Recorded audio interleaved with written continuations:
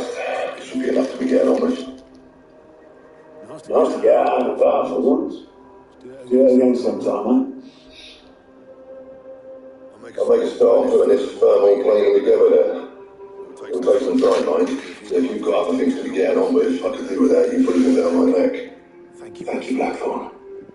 I'll let Mid know construction's underway.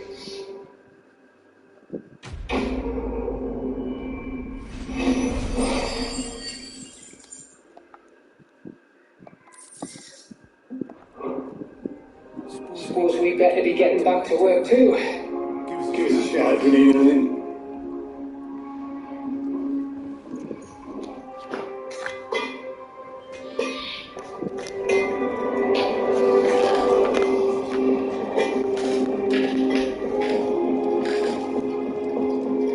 I want us to give some greens.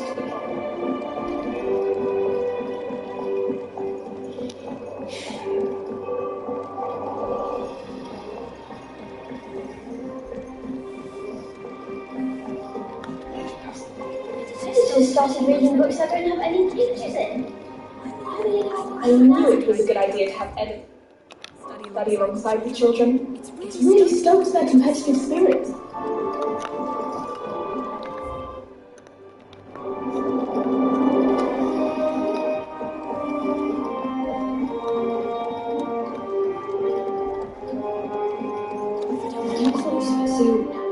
You'll be pleased to hear that Blackthorn started work on the plating. Excellent. One down, two to go. So, what's next? The helm, of course. For this, we'll be repurposing fallen scrap.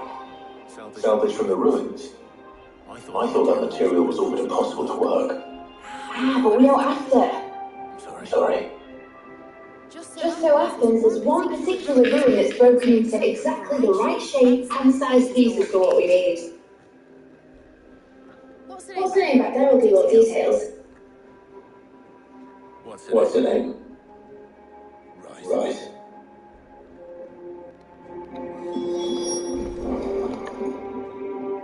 Oh, Sid, is this about the helm?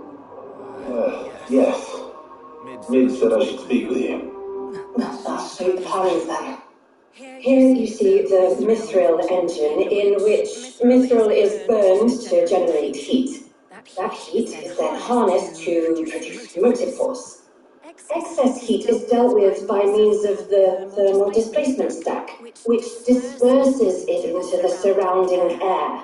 Now, were we to rely on thermal plating alone to achieve this effect, the rate of excess heat buildup would far exceed the displacement coefficient of the plating. In other words, the reactor would overheat and eventually explode. This is where the helm comes in. It connects to the plating, you see, and serves as a sort of thermal sink to absorb all that excess energy. Our experiments have shown that fallen ceramics are remarkably thermophilic. They can withstand and absorb levels of heat far above anything we are able to make today. And not only that, they're also waterproof and immune to rust, making them the perfect material for our hood. If sea or rainwater were to enter the reactor proper, it would vaporize instantly. The forces produced would tear the ship from stern to... You can stop there. I understand. Mid said we might be able to use parts of a fallen ruin. Where would I find it? Ah, yes. It's in Lorbert's Pass, near Lostwing. The thing is, well, I probably should have arranged to have the pieces we need brought here sooner. You see, a certain unwanted visitor has taken up residence there. It's no longer a matter of just walking in and taking them. It's, going to be considerably more dangerous than that. I see. Then I suppose I'd better deal with this unwanted visitor for you. Would that help? Oh, very much. Thank you, Sid. I'll gather my team and head there right away. We'll meet you outside the ruins.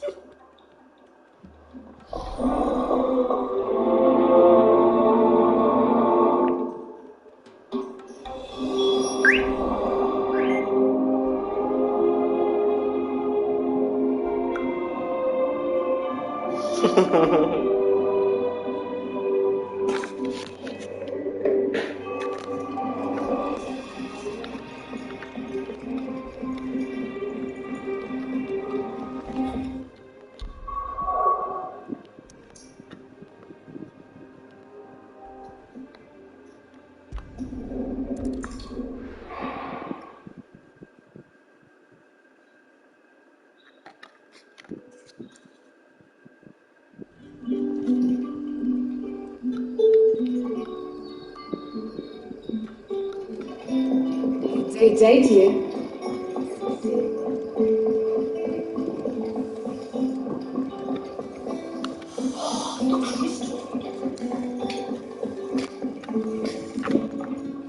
Kevin Mudge, you're free to look. Ah, yes. I hope it's to your liking. If I trust it's all here.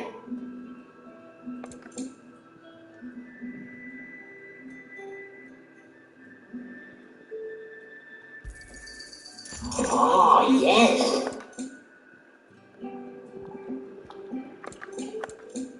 Keep fighting the good.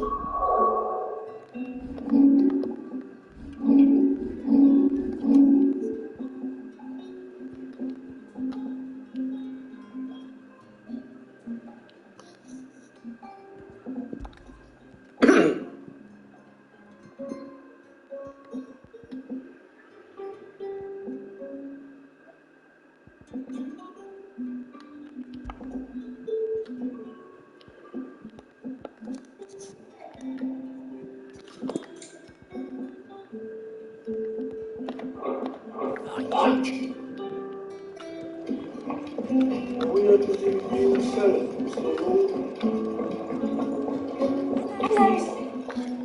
Ah, Clive, your timing is exquisite as always. I have a concern which you may be able to assist me with. Go on. There are whisperings afoot of shadowy figures having been sighted outside the village. Rustlings in the undergrowth, suspicious noises. My people fear that they are being watched. It may be no more than a surfeit of nerves, understandable in the current climate, or it may be the prelude to something altogether more dangerous. Given what I hope you'll forgive me calling your nose for trouble, I wondered if you might investigate. Of course. Excellent. You might begin by speaking with the good citizens of Lostwing. Listen to their tales, and make what you will of them. All right. I will.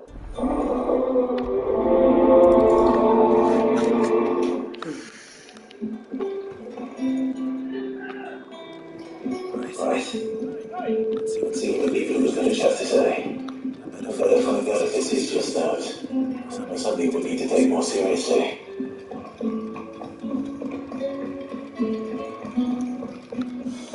Crystals we get from the table.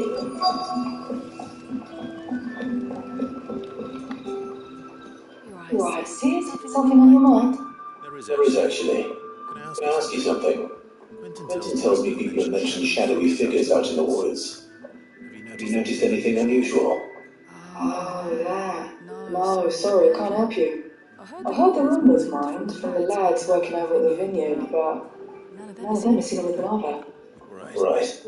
Thanks anyway.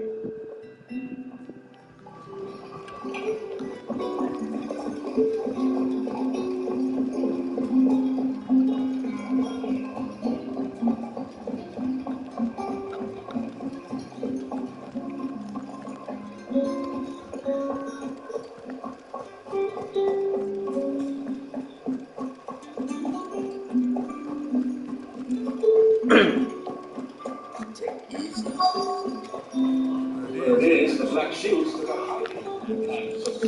Excuse me. Quentin mentioned strange figures having been sighted near the village. Have you seen anything? Nah, not me, Gov. I heard the rumours, though. I'm in most days, right next to the gate, and I ain't seen nothing out of the ordinary. Don't worry. Any shady characters try and slip into town this way, and I'll soon come running and shouting, most likely. All right. Thank you.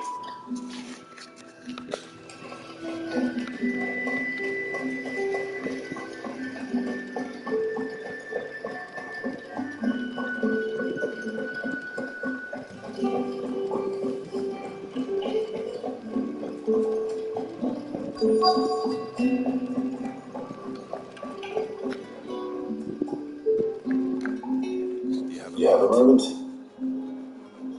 There's talk of suspicion. No, but I heard something. Sound of scraping metal, like someone sharpening a sword. Where was this? In Norbert's Pass. Was out foraging for herbs when I heard it, screeching out from between the trees. Ran back here as quick as my legs would carry me, and I ain't been back since. I see. I'll look into it. Thank you.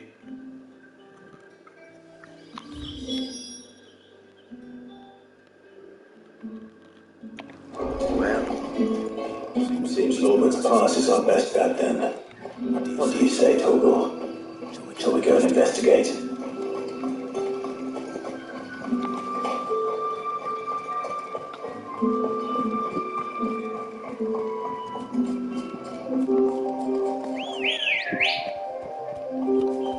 Ready to go? Fly, Abrasia.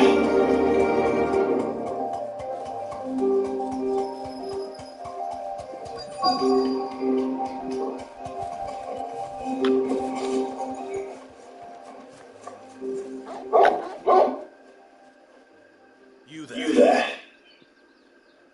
Fuck! He's seen us. Get them before they escape! Black shields. Here. Shall they do it here? Not that we give a damn. Get them to leave here alive.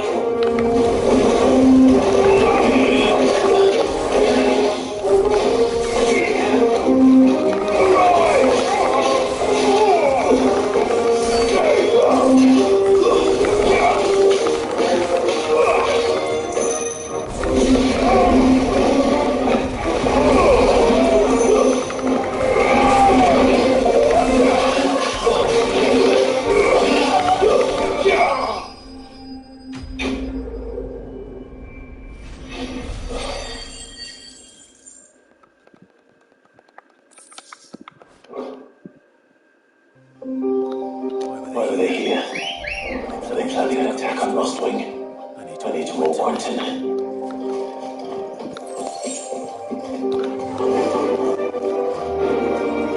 Run out the wind.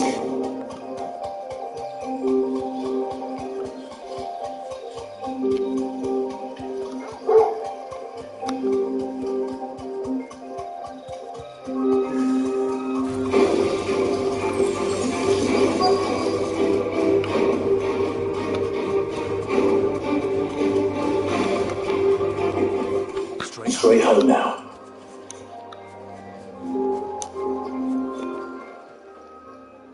Oh, there you are, Sid. Thanks so much for coming. The, ruins are just over there, as is the creature I told you about, I'd imagine. Would you mind? Of course. I'll be right back.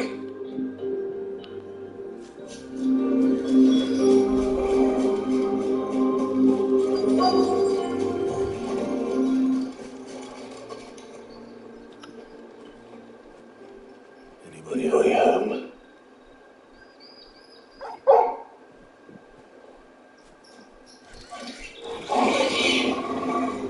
This must be our unwanted visitor.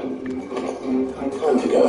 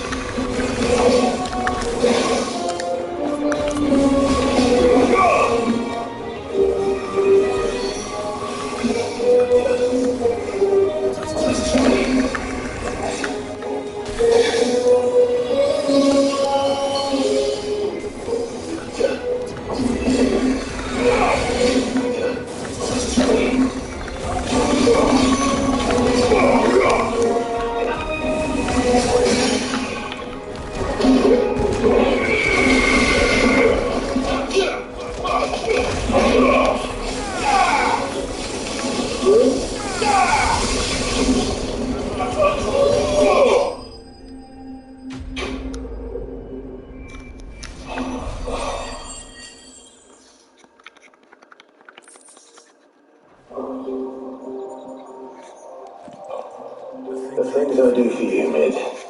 Safe! Oh, thank goodness you're safe. You shouldn't have any trouble now. Indeed. But don't let us keep you. We'll, see that everything is transported safely back to the hideaway. All right. I'll let Mid know you're on your way.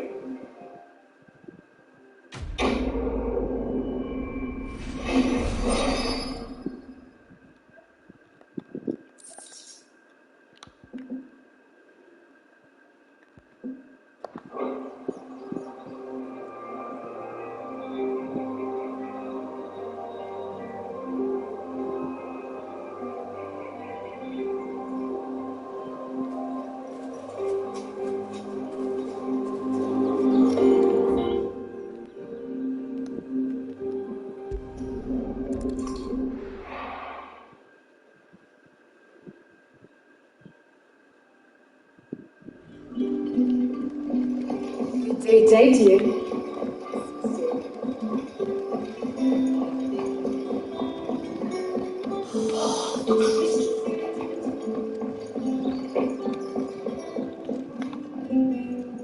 Clive, how goes the hunt for our sinister figures? I found some black shields hiding near Lorbert's Pass. They're gone now. Black Shields. The Empress's former bloodhounds. Though they serve another master now. One who means to root out and destroy both me and those I care for. And it would appear the pack has finally caught the scent of its prey. Damn it all. I had hoped I would have more time than this. More time to prepare. But if we are cornered, we have no choice but to bite back. And bite back we shall. I'm sorry. You're going to need to explain. Who do the Black Shields serve now? And why would that person want you dead? Because I want him dead. Who? The former Lord Chief Justice of Sanbreque. All that I have built here is for him. I don't understand. Why him? Why Lostwing? I suppose it is better that you know the truth. I was a member of the judiciary once. So sickened was I by the injustice of this world, I swore to fight it. And fight it I did in my own small way. I saw more than a few corrupt officials condemned to the very cells into which they had thrown blameless innocents. Men to whom the law was but a scourge to turn against the powerless. And throughout, it was the Lord Chief Justice who backed me, who was my one true ally in the quest to see justice done. So what changed? I discovered that he hunted bearers for sport. I was a fool to think he shared my hatred of venality and vice. His support for me was no more than a facade, a means of ridding himself of his rivals, a mask to hide the rot beneath. I filed suit against him immediately. His response, however, was rather more visceral. He had my entire family slaughtered, and he faced no punishment whatsoever. I lost everything. My loved ones, my livelihood, my position, the faith I had once held that any modicum of justice might be achieved through the courts. So I set about enacting my own. I tracked down every soul who served him, and slit their throats myself. But the man himself proved an altogether more difficult target. With money and power come protection. And so I saw that I would need an army of my own. I came here to Lostwing and began recruiting like-minded individuals. Anyone here knows this is why you do what you do. Of course. They too have lost loved ones to the bearer hunts. Seen faultless friends sent to the gallows to spare the guilty. All under the watchful eye of the Lord Chief Justice. Our wounds are the same. And our cause is the same. We are comrades. And our revenge is already in motion. We know where he hides, how numerous and well-trained his guard. What we did not know until now, however, was that his plans may already be in motion too. Quentin. Our time is short. He may move against us at any moment, unless we move against him first. My friends and comrades, it begins. Make ready for war.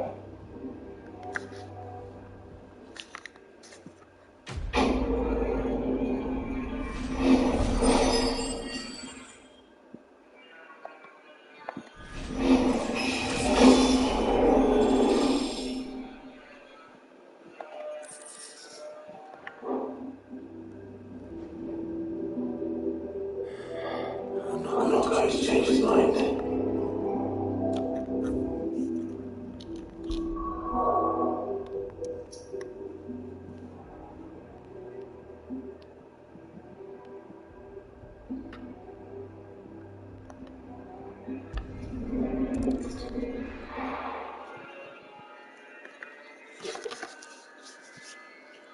That's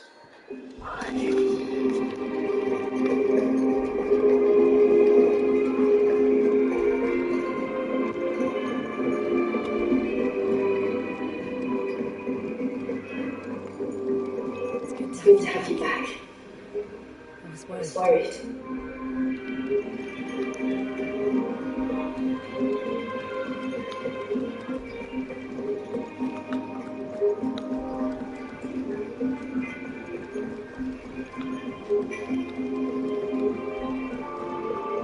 How about us give some praise?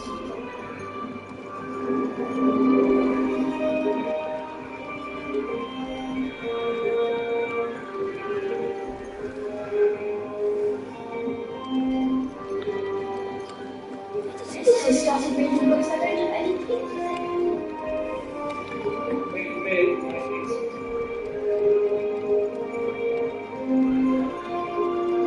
Not too soon. it. Helena has recovered the material for the helm. She'll be along shortly. Excellent. Another job well done. And just one remaining. Right, the shielding. This one's a bit of a bugger. How so? The plate is enough to stop the engines going pop, but those things will still be spitting out enough fire to set the rest of the shipper blades. Which is why you need proper shielding. A prism for the dragon's breath that's blazing away inside. I thought a triple thick layer of tempered steel might do it. Or more of the stuff that the Fallen used, but they're both too heavy. The helm and the plating are bulky enough as it is. Add any more and the whole ship would be at the bottom of the grind before we'd even started. I need something light. But I've racked my brains and I just can't think what I'd do it. Well, if I were in need of obscure knowledge, I know whose counsel I would seek. Hippocrates. Terms? Yeah, well, I'd thought of that, obviously. I've got all the details written down here. Can you take this to him, see what he makes of it? Right away.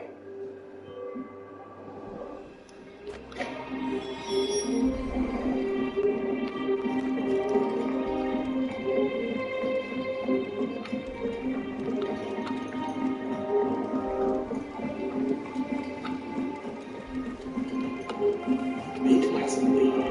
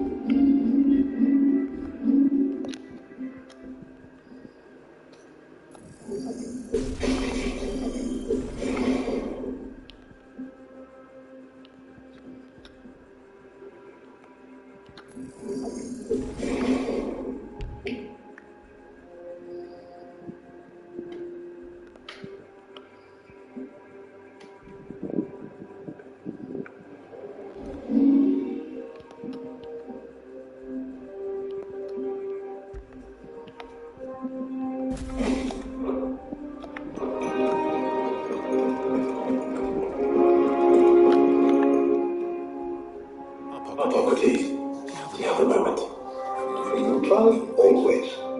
Well, actually, it's for me this time. Could you take a little guess?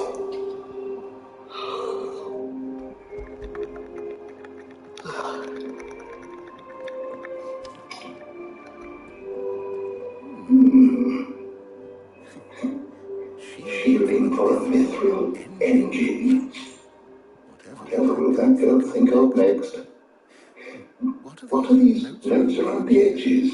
She has some specific requirements for the materials. The shielding needs to be able to resist extreme heat on the inside, and yet remain cool enough on the outside not to set the ship alight, while also being light enough not to sink it. As you can imagine, she's struggling to find anything that meets her needs.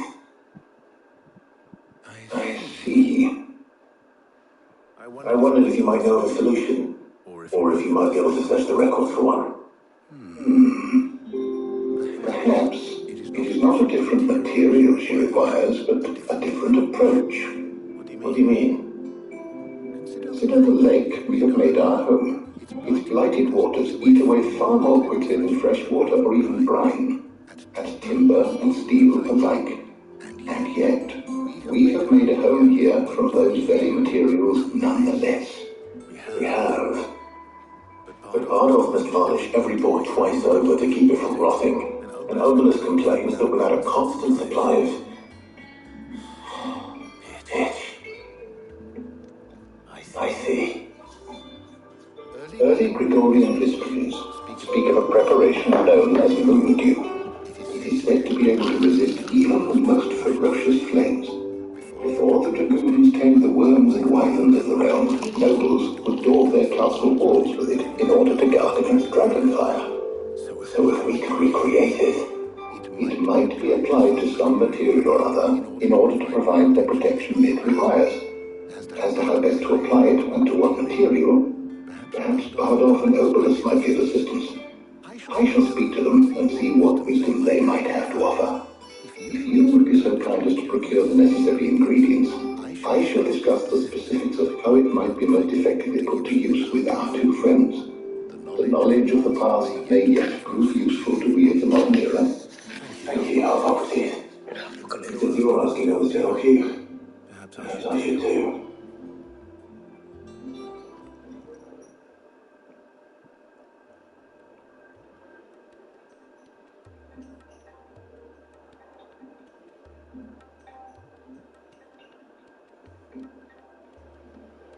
So you need a hand, do you?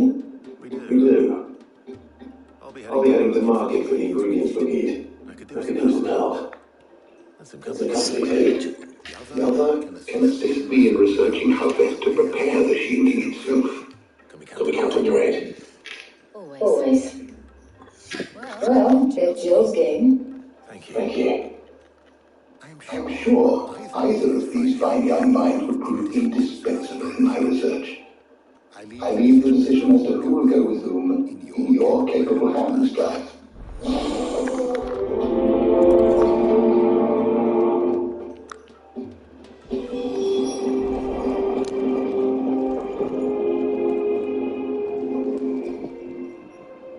So, Clive, have you made your decision? Who will accompany you on your little excursion?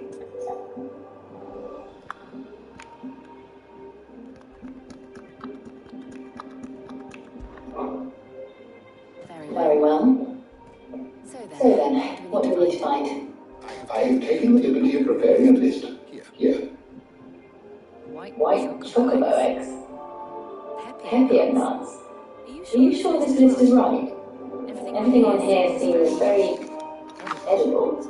I would have thought the ingredients would be a little more exotic. Though these items may seem mundane, they have potent effects that are rarely exploited, effects for which they were once highly prized.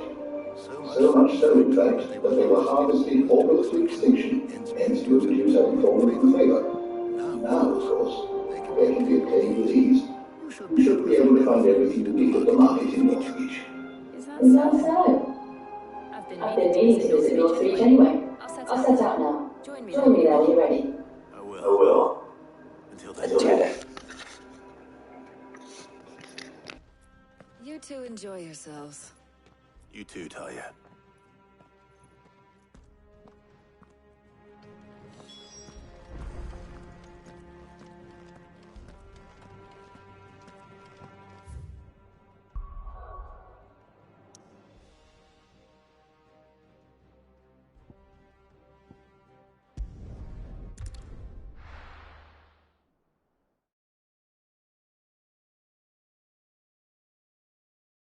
Now, where's Jill?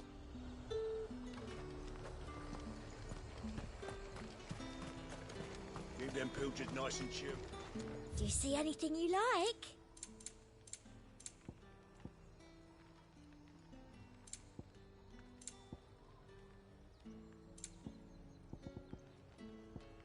And a fine, fine day.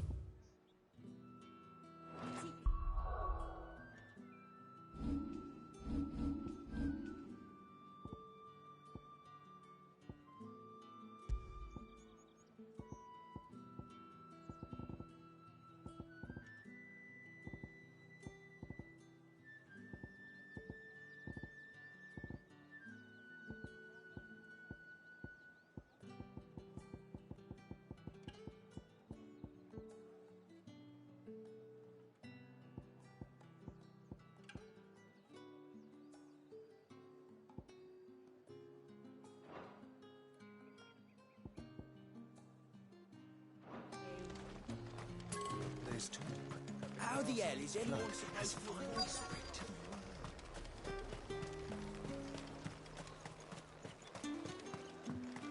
Are those Pepio nuts?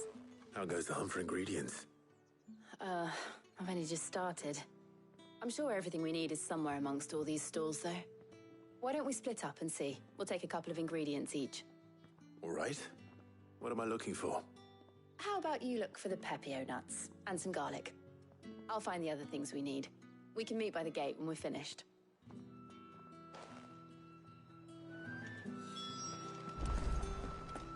Up! You'll not find a bruised... Fresh cuts! Come and get them before... We haven't much, but you're free to look. Ah, yes.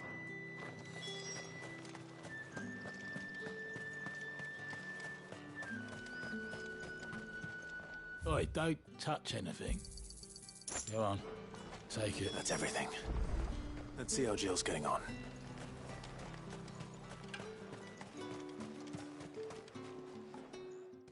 Did you find everything? I did. Here.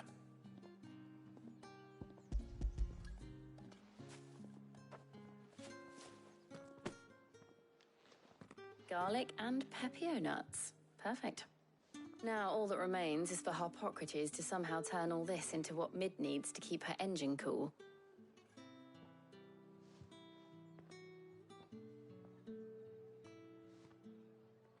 But before we head back, would you walk with me a while?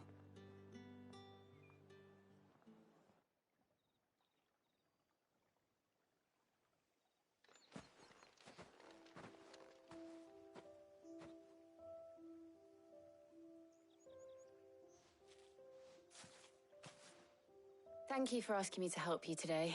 It makes a nice change. It does. It's good to get away from all the battle and bloodshed for once.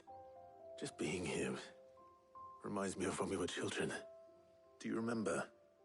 Walking down Market Street in Rosalith, taking in the sights and smells. How could I forget?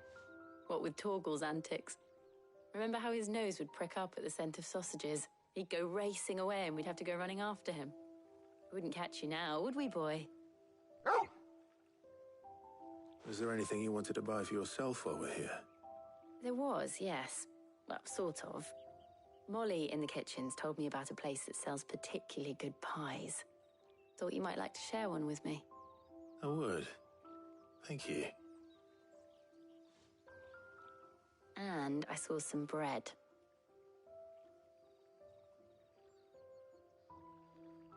Big white cobs like the baker back in Rosalith used to make. What do you think? I thought we might get some soup to dip it in. But then I tried a slice of the butcher's dry-cured ham and it was just... ah! You all right? Sorry. It's just... you're right. I really do feel like a child again being here with you.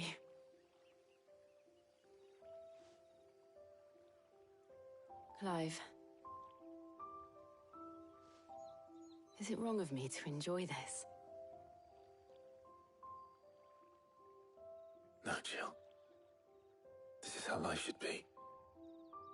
And it's how our lives will be when our work is finally done. When we can live on our own terms. I hope so. Thank you, Clive.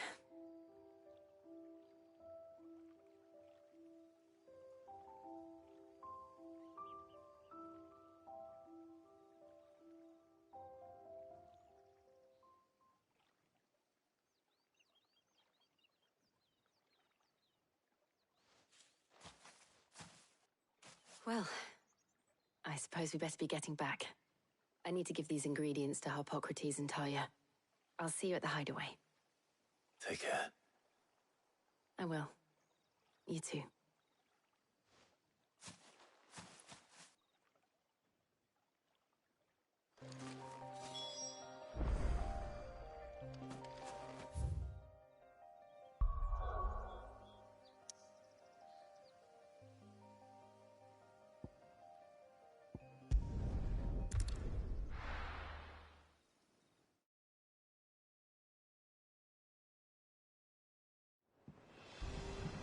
I wonder how Harpocrates is getting on with the Moondew.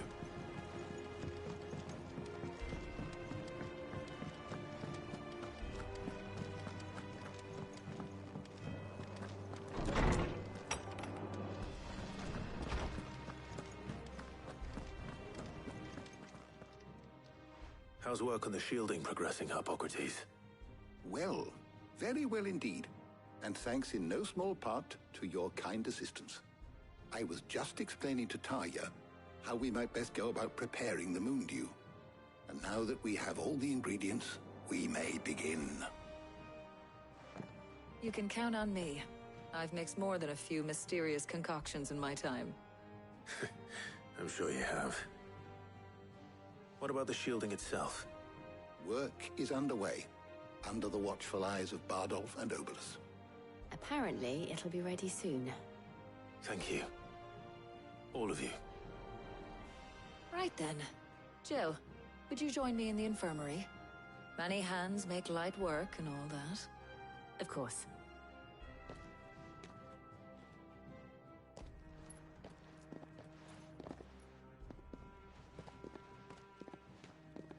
Oh, and Clive, thank you. It was nice, just being with you.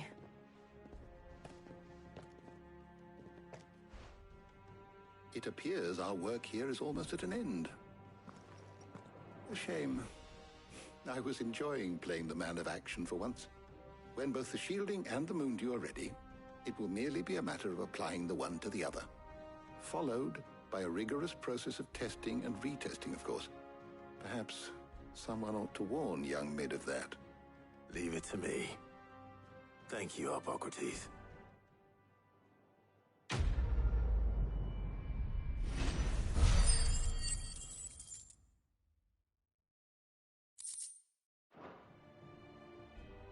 Well, I'd better go and give Mid the good news then.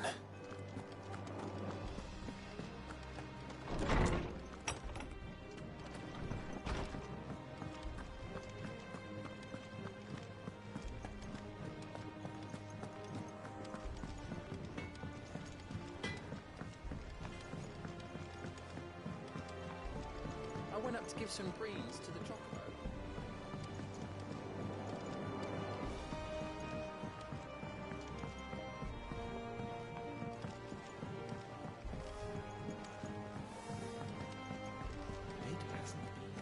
Editors started reading books that don't have any pictures in.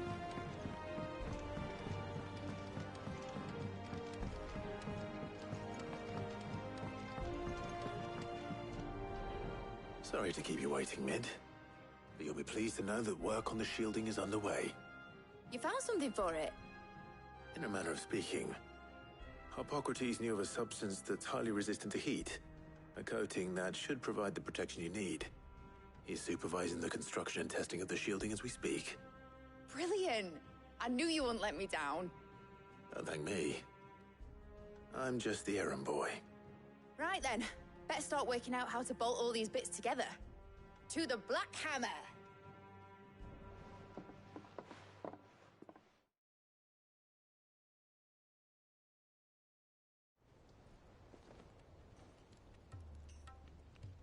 You know, when I got into the smithing game, I thought I'd be making swords and shields, not thermal bleeding didgeridoo-dahs. Displacement stacks. Same difference. Whatever you call it, I ain't putting it together in here. It's cramped enough as it is. Let's take this outside. Mid, you get all the parts lined up on the deck. I'll take care of the rest. On my way! Oh, and bring me the biggest hammer you can find. This is gonna require some precision walloping.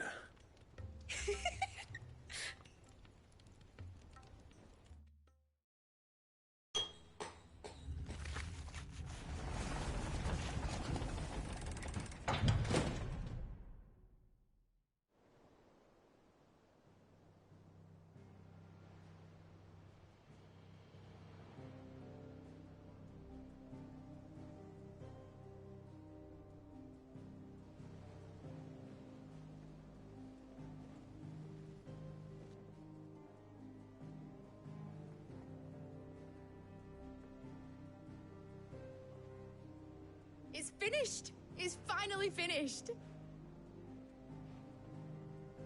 Thank fuck for that. I'll be feeling my hammer arm for weeks. Thank you, Clive, Blackthorn, everyone. That's one down and just 3 more to go. I'm sorry. Oh, didn't I tell you? The Enterprise has 4 mithril engines, and we'll be needing a displacement stack for each. You don't mean... Don't worry. Now they've got a finished one to work off. My gang in Canva can build the rest. Good luck to them, I say. Right, I'm off to get a sling for this elbow. Any other work comes in, keep it to yourselves, eh?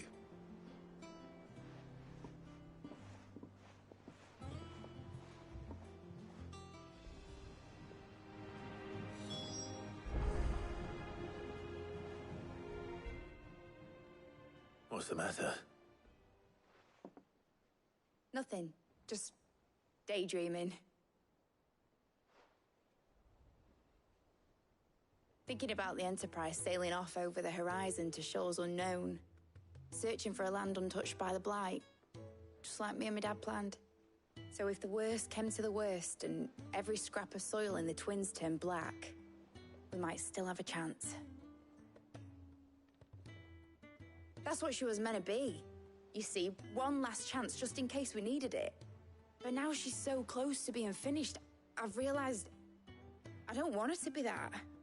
I don't want her to be just a lifeboat for us to cling to if things get desperate. I want people to sail aboard her by choice, not from the lack of it. In a world where we're not just trying to survive, but where we can actually live. I'm working on that. And I'll do everything I can to get you what you want. Don't you always? All right. My mind's made up. As soon as the Enterprise is fit to sail, I'm putting her under your command. Sod our plans, I'm trusting in yours. Are you sure about this? Something tells me it's what my dad would have wanted. He'd be proud of you. You were gonna visit his grave, weren't you? I was. And you can come too now that your little project is finished. Right. There's just one thing I need to finish up first. Won't be a mo. All right. I'll let Otto know you're coming. Meet us in the mess when you're ready. Aye, aye, Captain.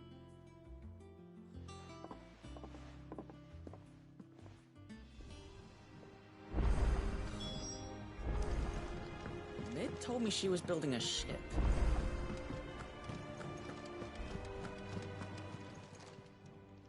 Oh, I wasn't expecting you back. You earned this.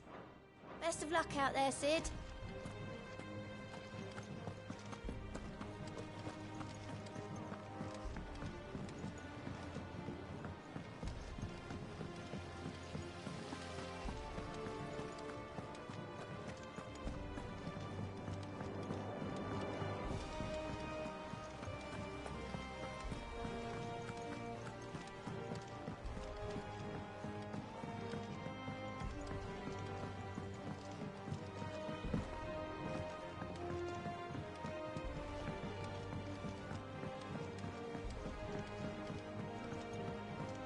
I went up to give some greens to the chocobo.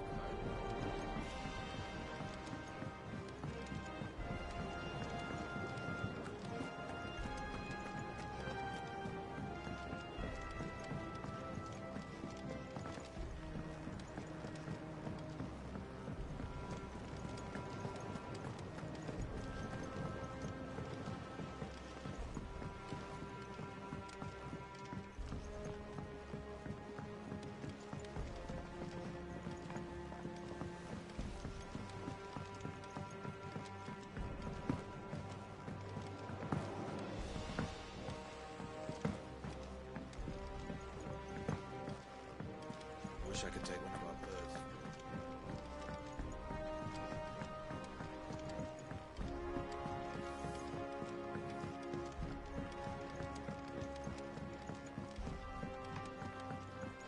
Well. Here, Sid. Reckon you might be just the man to help me out of a bit of bother, if you've a mind to. Let's hear it. Well, it's about this alembic the chief's got me making. Lovely bit of kit it is. Bung in a solution you want splitting, and it will separate it out, just like that. Problem is, it won't always get rid of all the impurities. And with some of the stuff we need it for, that ain't good enough. Which is why I've been looking for something to filter the liquid we'll be cooking off. And that's where I was hoping you could help me out. I imagine Talia could get some use out of this alembic too. Distilling medicines and the like. All right. Why not? Proper job! So what exactly do you need for this filter? Nothing but bomb ash'll do, says the chief. Gave me a sample she'd obtained from the university stores. Couldn't believe my eyes. You pour the blackest blight water through it, and it comes out clear as a mountain stream. So, I did a bit of reading about where I might be able to get hold of some. And do you know what I found out? It's only the blimmin' bones of a bomb king. They leave them behind when they die, see? I take it that's where I come in. If you wouldn't mind. I saw a billet on the hunt board for one just the other day. Would have gone myself, but, well, fighting dirty great balls of flame isn't exactly my forte.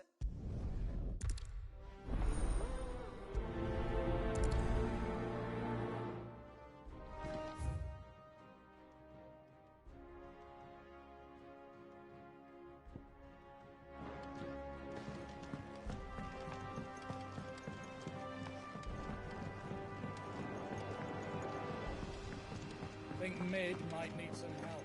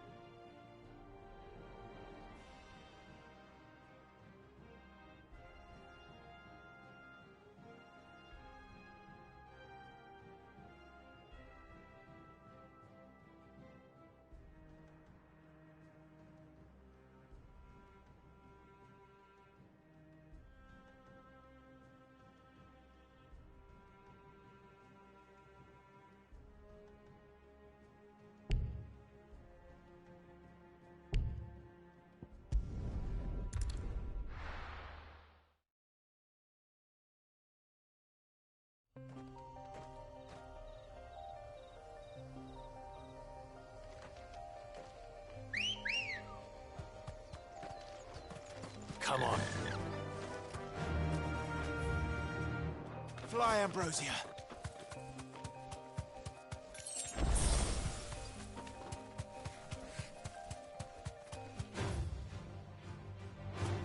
Time to fight.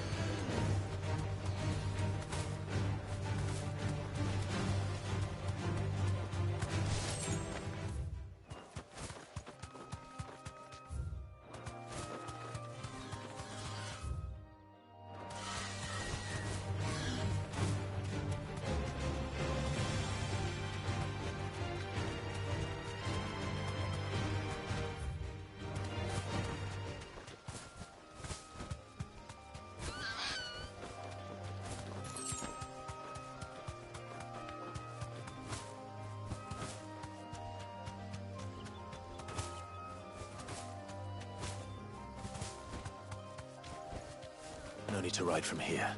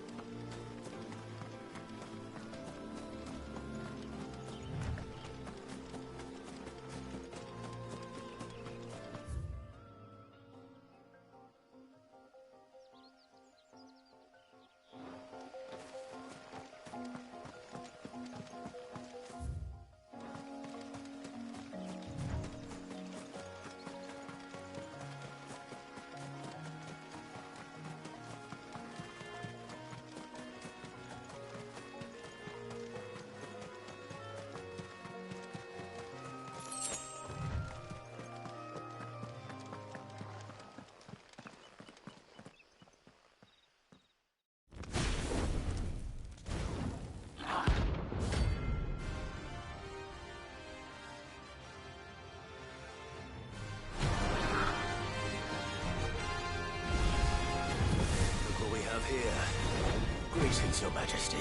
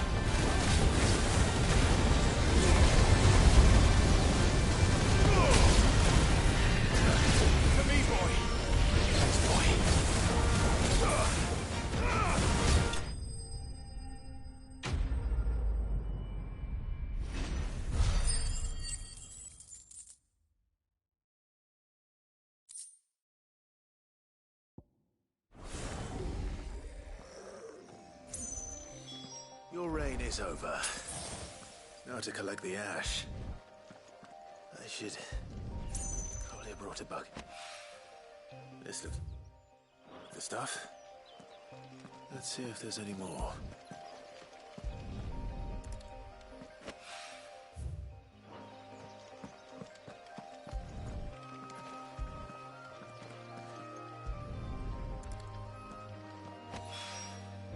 That should do it.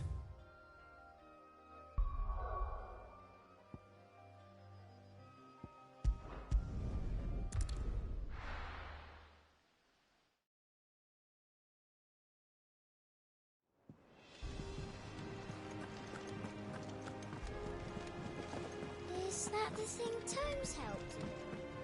Mid told me she was building a ship.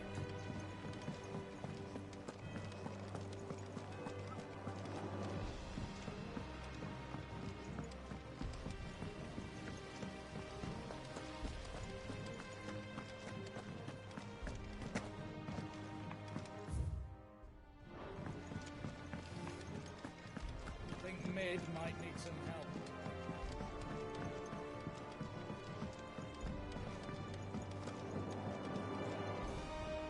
All right there, Sid?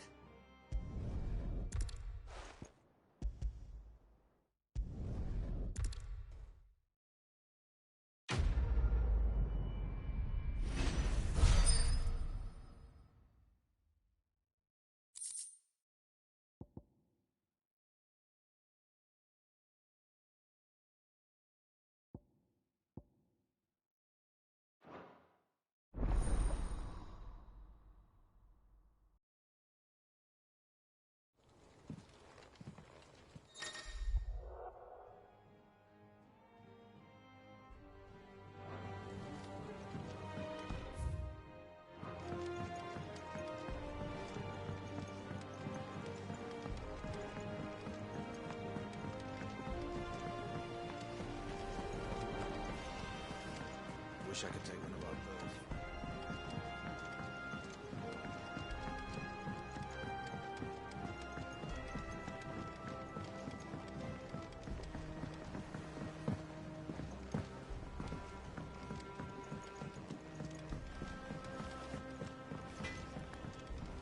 What do you need?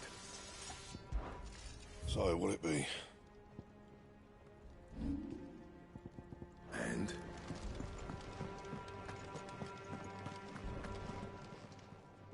And what can I do for you?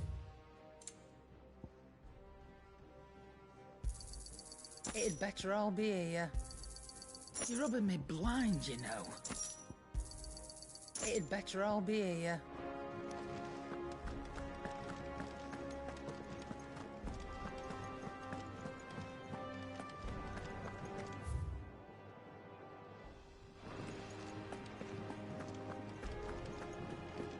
He cracked the crystal too.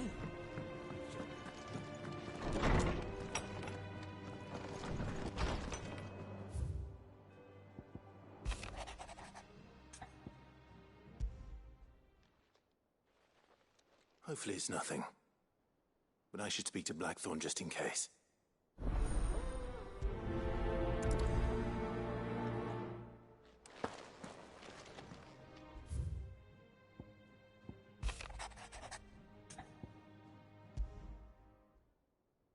What could be wrong with Torgor?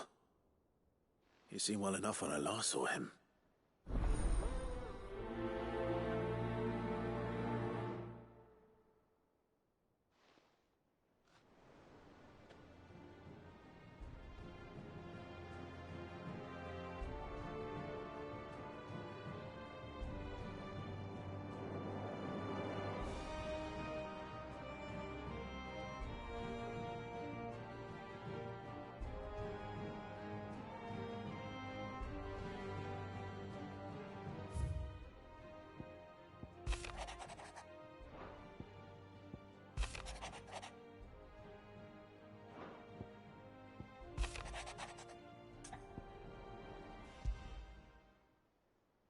Trouble with the ledgers. Shouldn't he be asking Otto for help?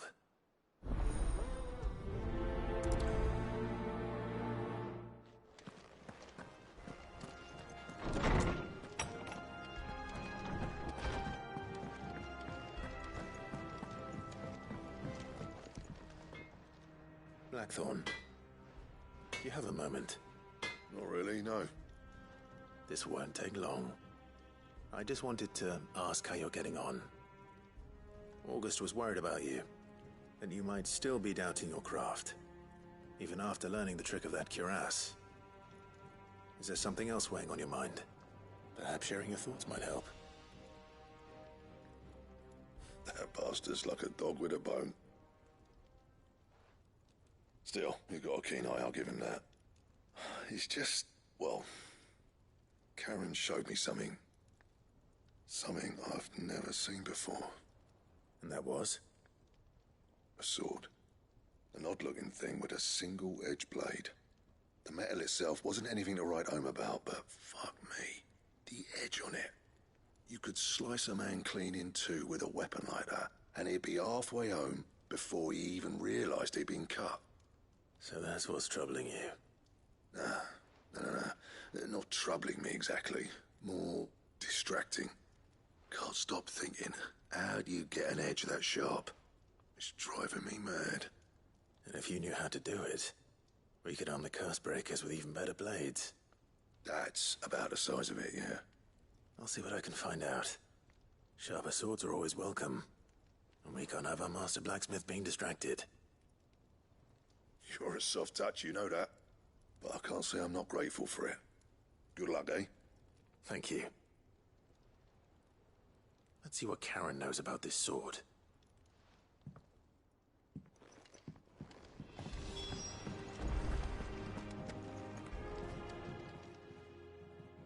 I got your note. You think something's wrong with Torgal? So you can read. Congratulations. But I didn't say I were wrong with him. I said something weren't right. He's not been eating me treats. He used to love cracking the bones from Molly's boiled brown, but now he won't so much as look at them. Didn't like him. Which is why I'm of a mind that his mind's on something else. You've not been working him too hard, have you? No harder than usual. Is that it, boy? Do you need a rest? What was it you said he was? A frost wolf? That's what the lawsman seems to think. Then maybe this all has something to do with whatever it is that's woken inside him. I suppose things have been different since Rosalith. Perhaps Hippocrates knows something. Instead of everything, you mean? Perhaps.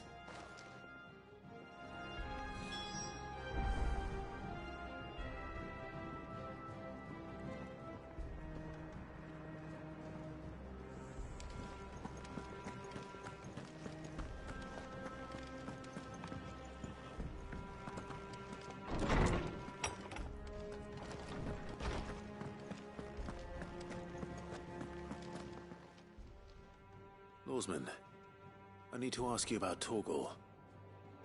Something's not right with it.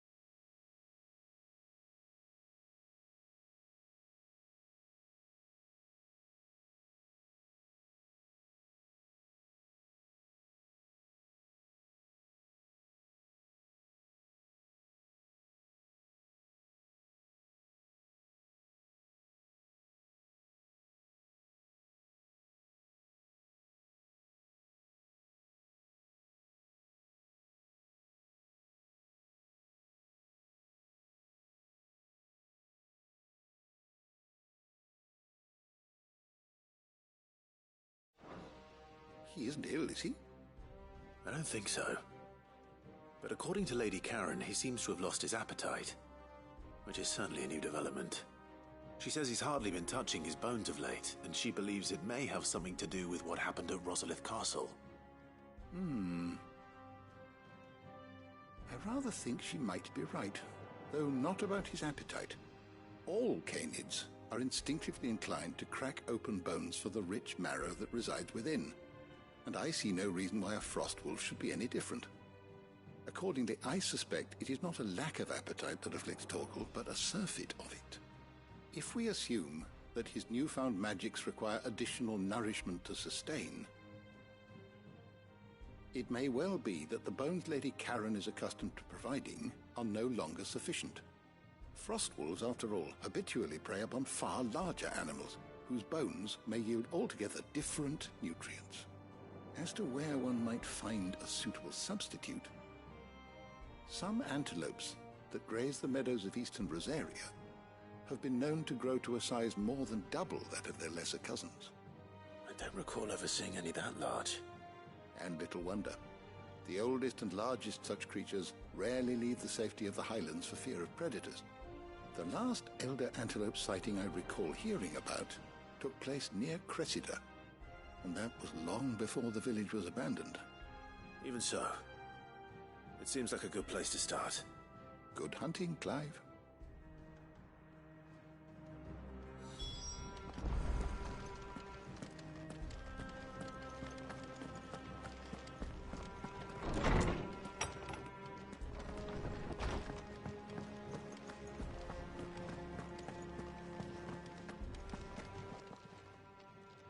You're looking well, Karen. What do you want? Out with it. I want to know about the sword you showed Blackthorn. Single-edged and extremely sharp. Running around after him again, are you? I suppose I am, yes. But I need to help him find out how to work an edge like that. It's driving him to distraction. Little wonder, I suppose. There's not many like that make it as far as the twins, and those that do go straight into private collections. Which made it nice and easy finding a buyer. Can you tell me who bought it? Where is it now? You think I tell people who my clients are? Suppose you're not likely to go nicking him off me, are you now? Fine. If you stop mooning at me like that. Lord Ignac's the man you want. Delmechian bloke. Collects weapons and the like. And he's got more money than sense, which is why he's one of my favourite clients. Reckon he'll still be at the inn in Dalamil, where I left him. Thank you, Karen. Oh, and he's a touch eccentric, if you take my meaning. I appreciate the warning.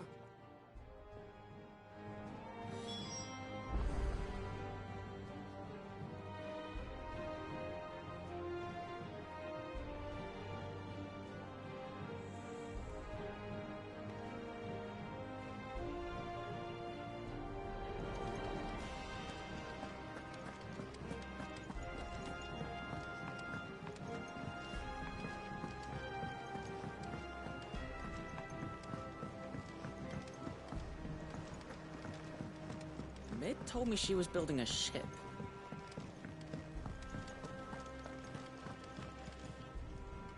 Clive, did you get my letter?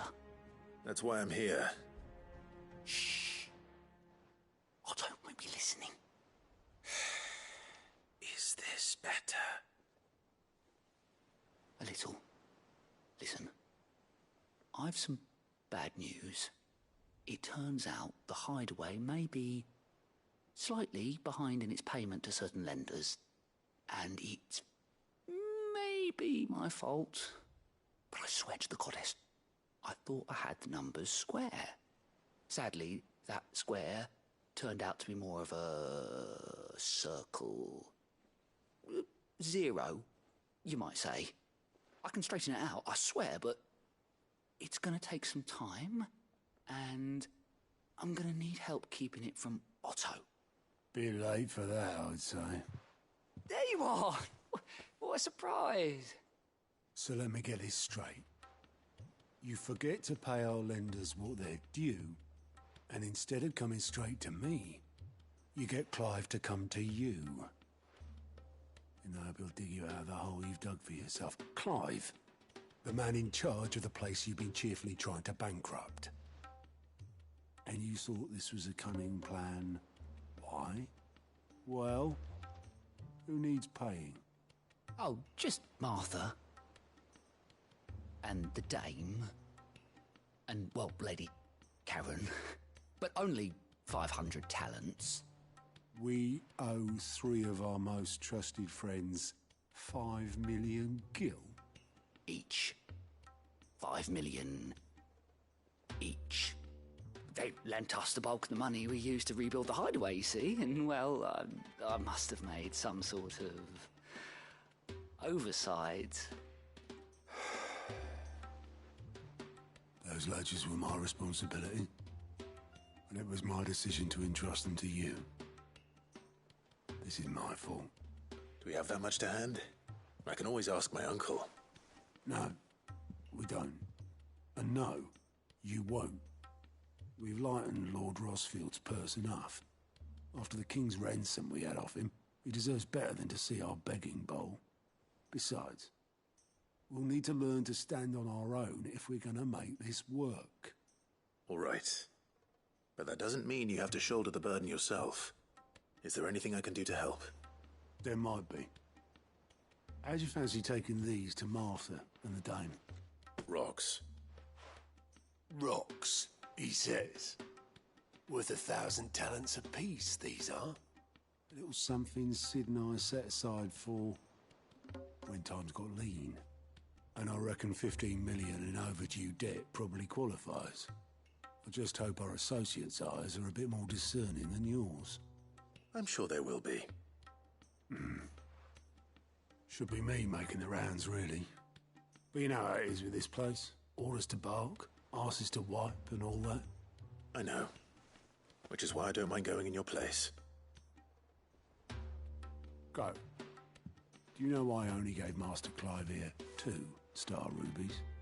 Because you'd rather Lady Karen killed me. Because I'd rather Lady Karen killed you. Yes. Well, I suppose this is goodbye then. Don't worry. I'm sure Karen will understand. Really? Do you think so? No, I don't.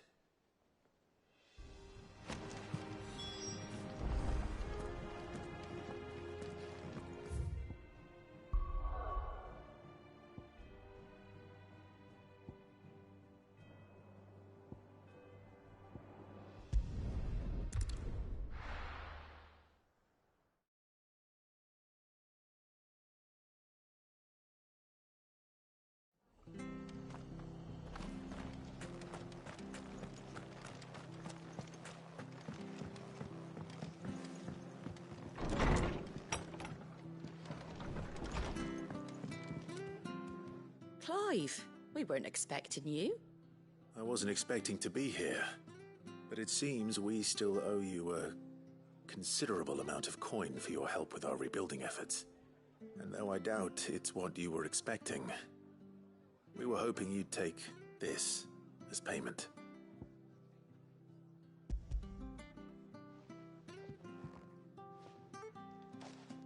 A star ruby? I can't accept this. It's worth at least twice what you owe me. More if you can find yourself the right buyer. Think of the difference as interest. Interest? If word got out I charged that much, no one would ever borrow from me again. Anyway, why are you the one here asking me about this? I'd have expected Otto. Bit much sending the Lord Marquis out to settle your debts, isn't it? The old goat working himself to death again. Something like that. Most days I think he's the only reason the hideaway's still standing. Same as always, eh?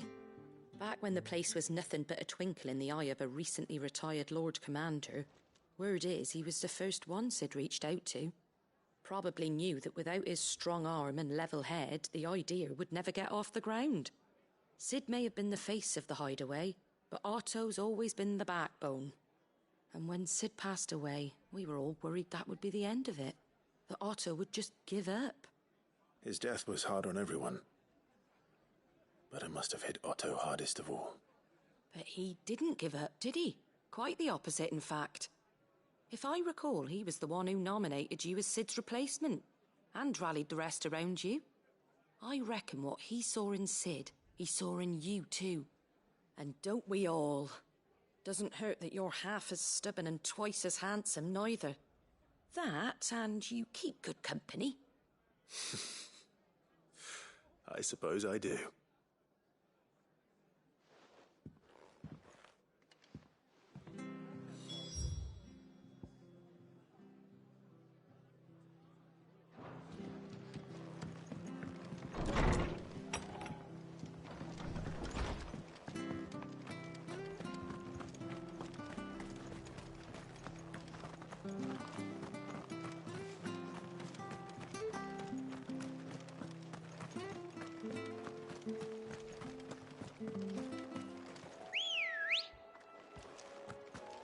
Come on.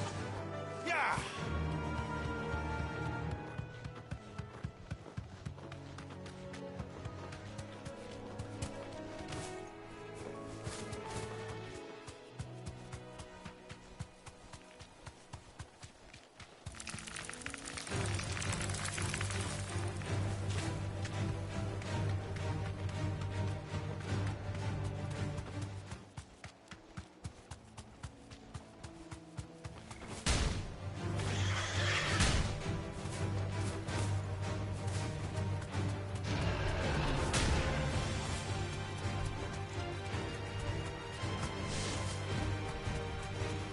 Certainly quiet. If I were Giant Antelope, it would seem like just the place.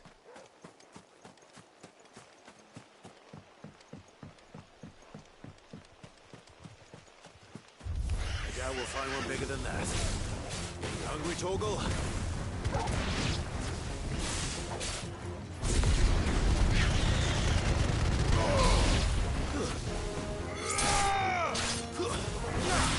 Farewell.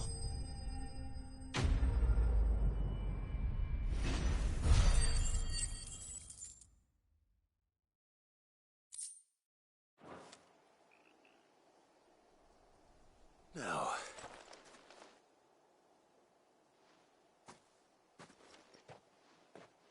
Will it be enough, I wonder?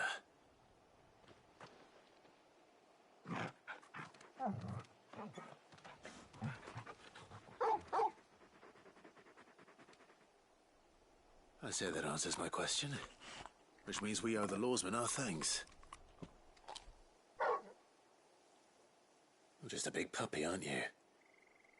A very big puppy.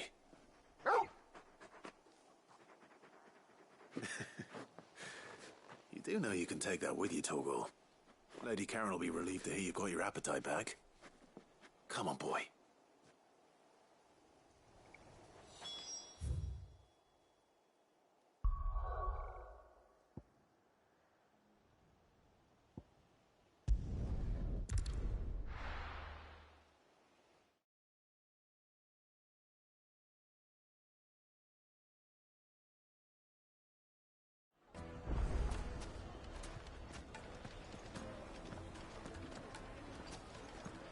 People take notice of wealthy men. Shouldn't be too hard to track down Karen's collector. They're saying Drake's Fang is gone. The whole Mother Crystal gone. What are we gonna do?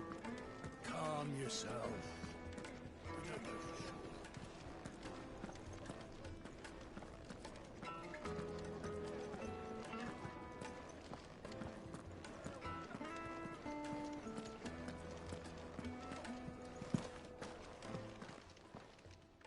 My reputation will be ruined! Ruined! Calm yourself, Lord Ignac, I beg of you, before you do yourself a mischief. Pardon the intrusion, but... Out! Get out! I paid for these rooms so I wouldn't be disturbed. Leave me be! Please, allow me to apologize. His lordship is going through a difficult time, and he's never been fond of guests arriving unannounced. Radim! Get rid of the filthy oaf this instant! Very good, Lord Ignac. Would you mind stepping outside for a moment?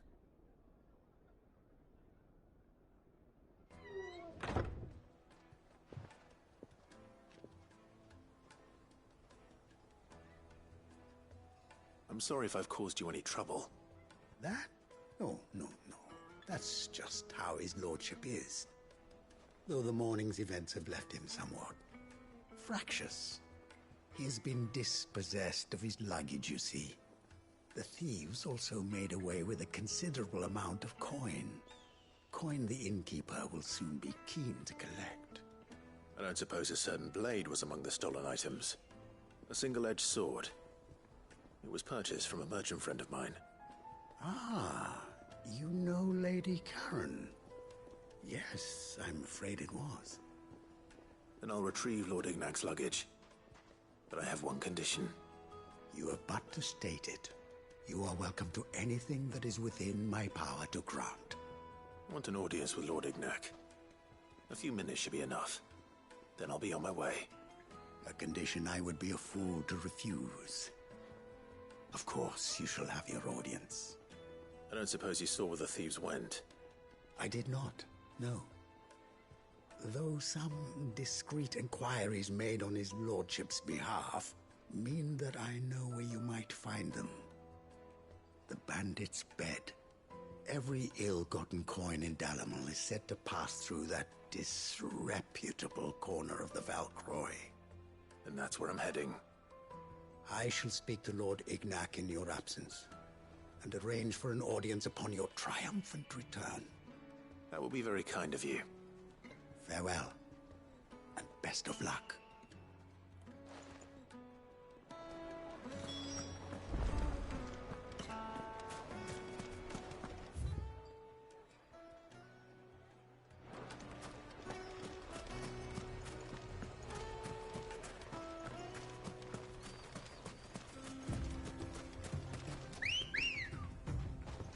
Come on.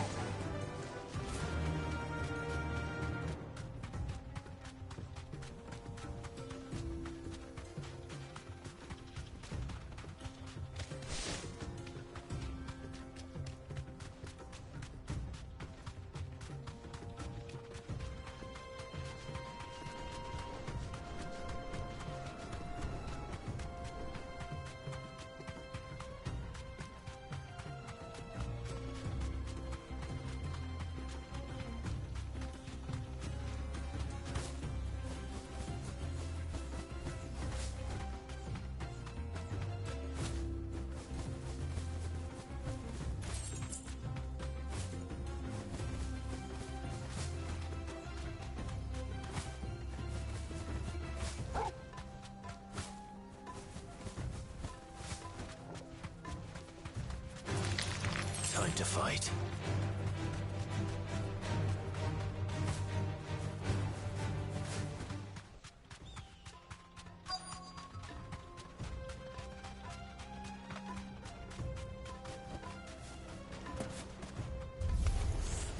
We've got company! Come on, lads, let's tear the bastard's head off!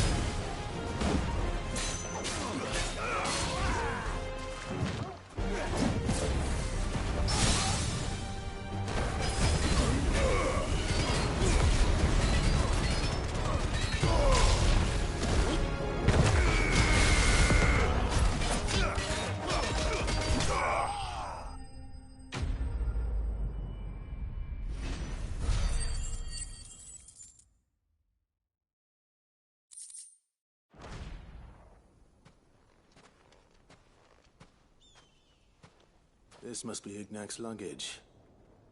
Nothing seems to be damaged. All right.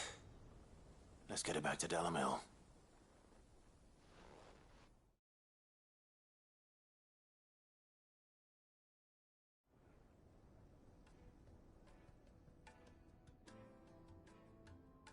I hear I have you to thank for the return of my effects.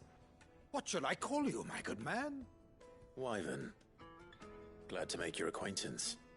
A formidable name indeed. Well, Wyvern, I appear to be in your debt. Redeem here tells me you wished for an audience. Is that all? A few moments of your time should suffice, yes. You're a peculiar fellow, Wyvern. All right. Speak. Master Wyvern was wondering if you could tell him about a certain single-edged sword you recently acquired. Oh, a true work of art, that one. Karen drove me hard on the price, but I would have sold her Radim here to get my hands on that sword. It was made in the Outer Isles, far beyond the Twins, and is used exclusively by the practitioners of a unique school of swordsmanship. They believe no combat should ever exceed a single strike, and hone their blades to such perfection that none ever does. Each sword is made for that one perfect stroke, and for that stroke only. They crack upon a second blow. There's a brutal sort of beauty to it, really. But how do they hone such an edge? Fine question. Why, they use a whetstone, of course. Whetstones, rather.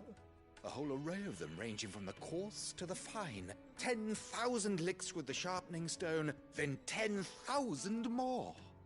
But it is the final stone which lends the blade its legendary sharpness.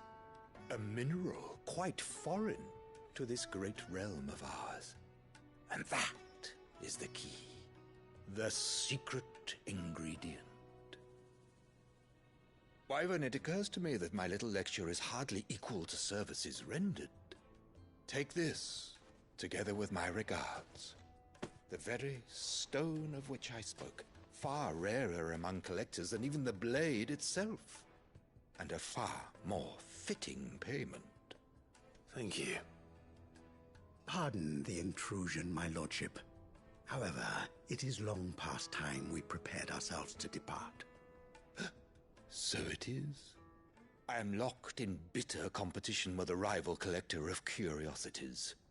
I am one step ahead of the unscrupulous scoundrel, but he is hard at my heels. And there are many other collectors out there. Too many to count, but only one do I consider my nemesis. Lord Byron Rosfield. And is a perennial thorn in my side. I can imagine. Farewell, Wyvern. May our paths cross again. Radim, we mustn't dawdle.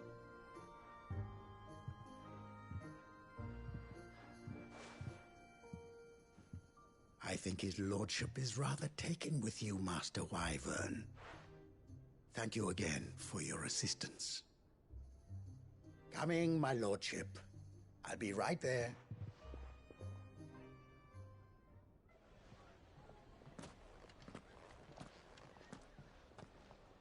Trust Uncle Byron to find such an interesting rival.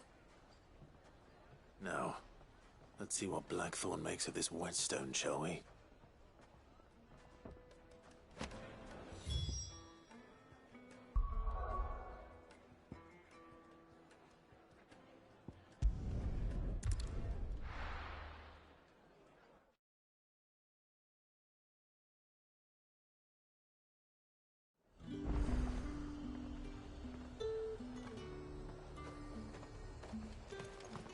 There's talk at the glass. How the hell is anyone supposed to... Citizens are free to come and go as they please. Did you hear?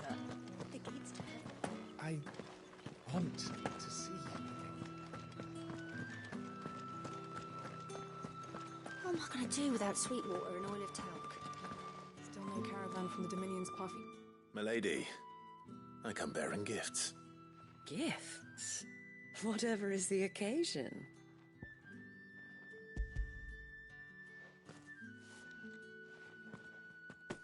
Oh my. Clive, you really have outdone yourself. Otto asked me to give it to you. To settle the Hideaway's debt with the Veil. And to compensate you for the time it took us to do so. You disappoint me, Clive. I thought you might finally be warming to me. Tell Otto he can keep his baubles. I tried to tell him as much the first time around. The man owes me nothing, nor does the Hideaway. My contribution to the restoration effort was made freely and willingly. It was the least I could do. You once told me Sid did you a kindness. I'd like to do the same. Please, accept it. For my sake. And for Otto's. For all of us. For all you've done. It is rather fetching, isn't it? Very well. Otto is lucky to have you, Clive. I doubt anything could ever replace his son. But you and the others at the Hideaway are the closest thing he has to family. Otto had a son. Long ago, yes. Sid told me Otto lost him when he was just a boy, and blamed himself for not being able to stop it. I don't know how it happened, whether there was anything he could have done, but it was clear that it weighed heavily on him. I didn't know. How could you have? I doubt anyone did. Besides Sid, I've never met a man more keen to bear his sorrows in stoic silence. An ill habit, given that both have always been surrounded by friends desperate to help them. I'm beginning to see that.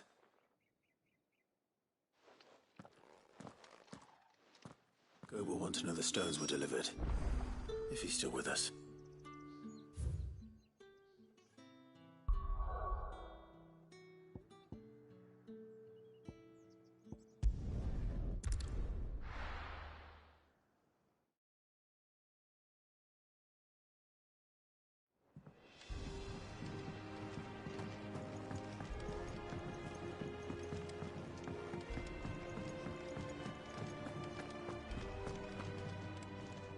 I noticed you and Torgal had gone off somewhere. Take him for a walk, did you? You could say that.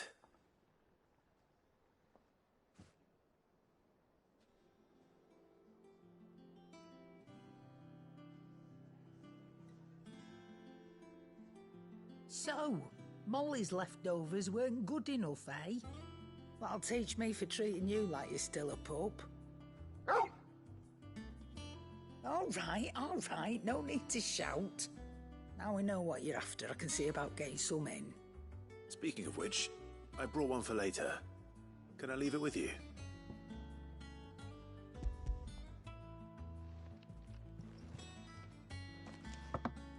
You can, aye. I'm nice like that.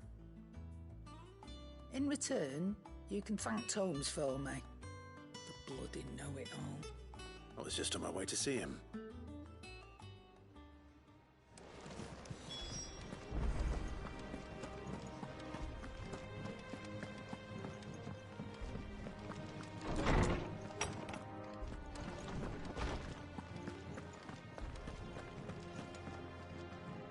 Ah, Clive. Were you able to locate your quarry? We were indeed, Lawsman. You pointed us in exactly the right direction. And Torgal's been a very happy hound ever since. Very good, very good. Lady Karen sends her thanks, by the way, for your part in solving the mystery. Ah. But that reminds me. After your last visit, I found myself pondering Torgal's talents. Do you recall our conversation concerning Lady Jill's role in Torgal's transformation? About how she somehow woke the power within him. Precisely that. A reasonable conclusion, I thought. but one which raised certain questions in my mind. You see, the Fenrir of legend served Shiva and Shiva alone. And while the powers attributed to him are certainly impressive, the records imply they are somewhat different in nature to those you described Torgal as having used. What are you suggesting? That Torgal may be the beneficiary of more than one icon's power. Consider that in addition to Lady Jill, he has served as a loyal companion to you, your brother, and even the late Cid. In short, the icons hitherto near at hand, or should I say at paw, have been diverse and plenty, and that number has only grown as the realm's dominance have fallen to your sword. One can but speculate as to how all of this has affected Torgal. He has seemed more fierce of late. And if I am not mistaken, he will grow fiercer still. We are fortunate indeed to be able to count him amongst our allies and not our adversaries. Oh, he's more than an ally. He's a friend.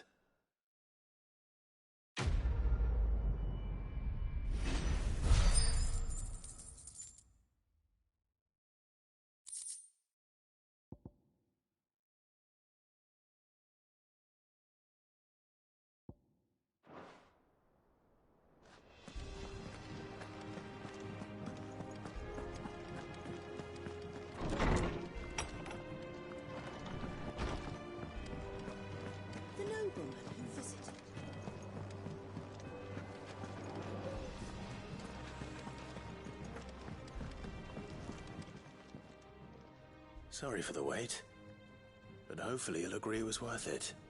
You learned something about that sword, then? I did better than that.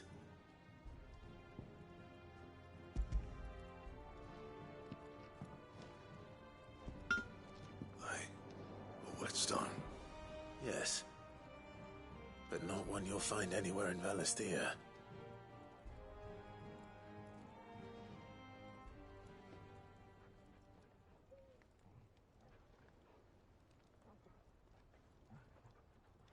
No wonder I couldn't get the same finish on the grinding wheel. One hit and all done, eh? Might not be so bad if all you ever fought were duels. Good luck on the battlefield. Your second opponent would be your last, no matter how good you were. Even so, is there some way it could be used to give the Cursebreakers an edge? I think so, yeah. With this whetstone and the right kind of steel, I could probably even make a twin of the blade that rattled me. But there'd be no replacing this little rock once I worn it down to a sliver. I reckon we get a dozen swords from it, if that. Swords that the Cursebreakers wouldn't know how to wield properly, and that would see them through a single fire piece.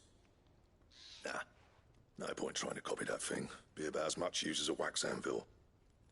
But finishing our blades with a whetstone this fine, now that's something to consider. And what's finer than fallen masonry, eh? Or more hard-wearing, for that matter. Just imagine it.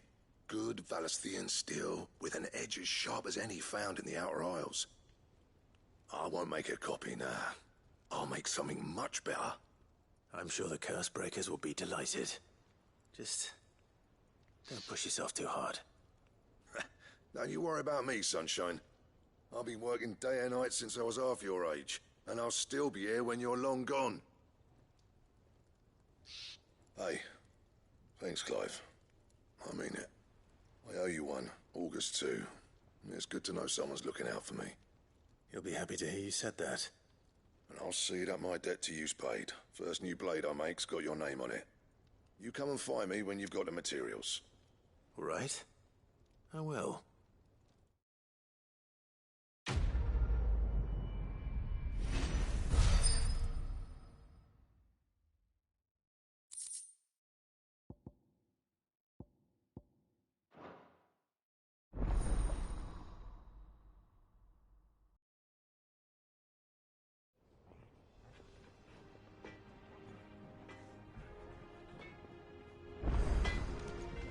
Clive?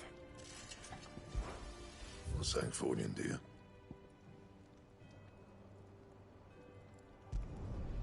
Not bad, if I do say so myself.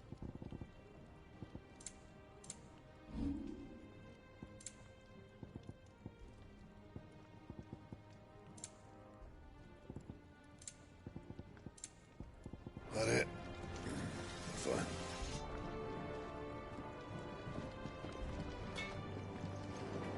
He cracked the crystal too.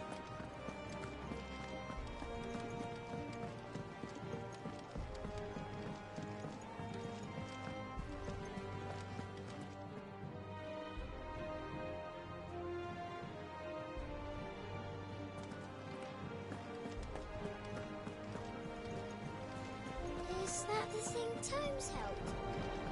Mick told me she was building a ship.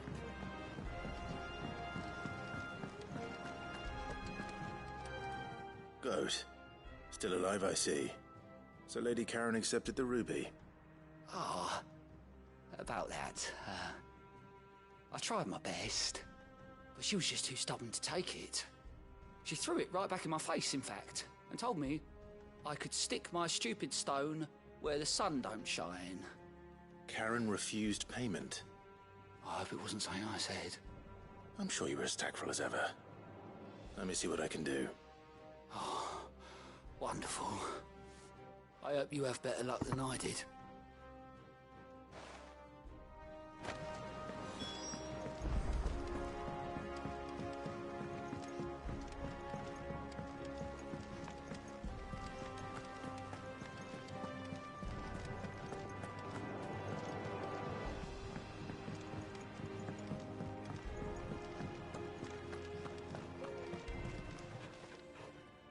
Lady Karen, Goad tells me you weren't happy with our offer.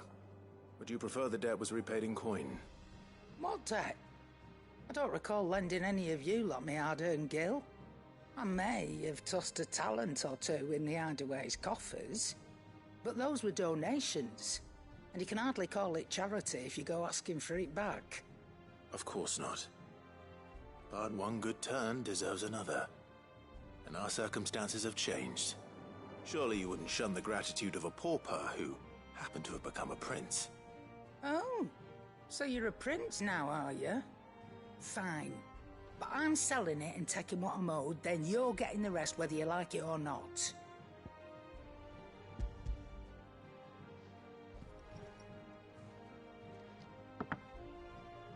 Where'd you even get this? A decent trader might nab 1,000 talents for a star ruby. A canny one, meanwhile.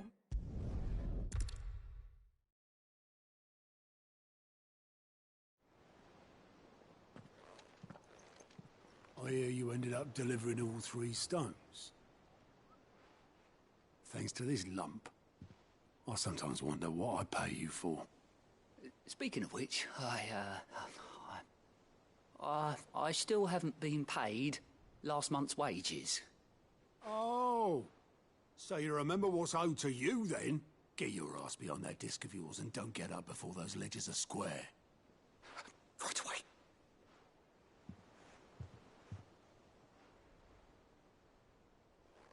I've seen that before. You have, yeah. Plenty of times. It was the only goblet Sid ever used. Either out of habit, or because the filthy sod couldn't be bothered to find a clean one. I knew so little about him. Like most people. Martha and the Dame both seem to have fond memories of him. I bet they do. How long did you know Sid before he... Before he died. 20 summers, give or take. Back in the day, I was a purser on a trade ship, which is where I met him. He bought passage to... I forget where. But having nothing better to do on the long nights, we set up drinking island rum till the morning bell dragged me back to my duties. Quit my post not long after that. On account of making a fine maiden's belly fat. But me and Sid stayed close, promising we'd one day sail the seas again. That was before fate stepped in and said she was having none of it. The magic woke inside my son soon after his first name day, and there was no hiding his knack. Couldn't you and your family have... My family were the ones who summoned the constable, wanted the monster taken away. I couldn't turn my back on him. Forget what I felt, and I couldn't for the life of me understand how they could. Luckily, Sid was of the same mind as me. It was him who stood beside me. All I wanted was to tear the whole world down. Him who cried for me when I had no tears left of my own. Him who swore he'd do everything he could to stop it from happening again. And he was true to his word, too. Left the Royal Army once and for all. His ranks, his ribbons, gone. Just like that. Threw away everything he had. All to right a wrong that no one else had the courage to face. I knew then I'd follow that man to the ends of the earth.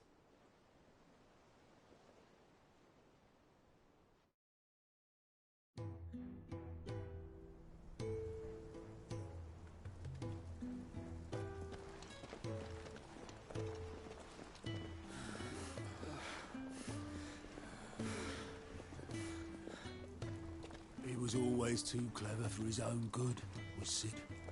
Saw the world for what it really was, while the rest of us were content to go along with the lie we were shown. And it can't have been easy, bearing that burden alone.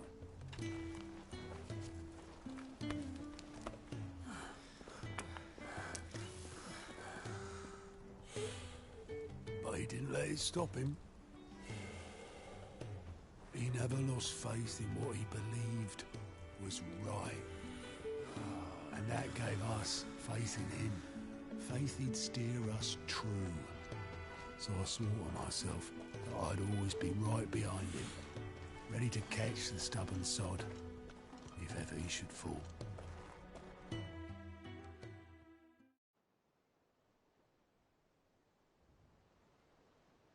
But I couldn't even do that.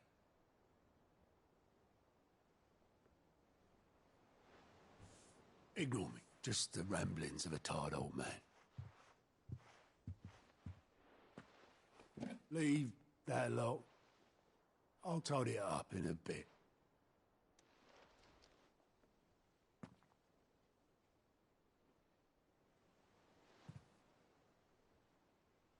This is Sid's handwriting.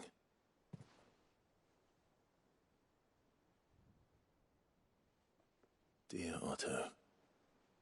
I may be drunk, but I wanted you to know this place would be fucked without you. Love you, you grumpy old sod.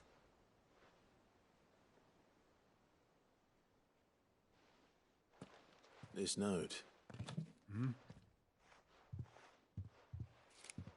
What about it?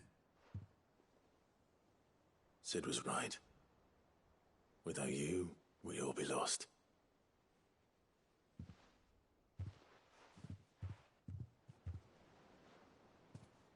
He should have bloody well said so then.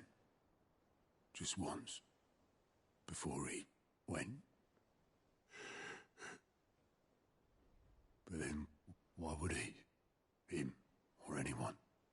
I'd only have told him to piss off.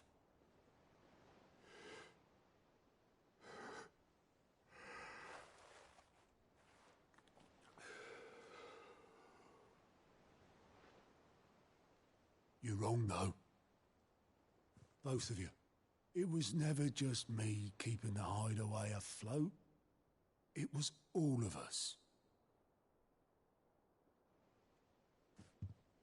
I just shoved people in the right direction. I barely seem to be able to do that anymore.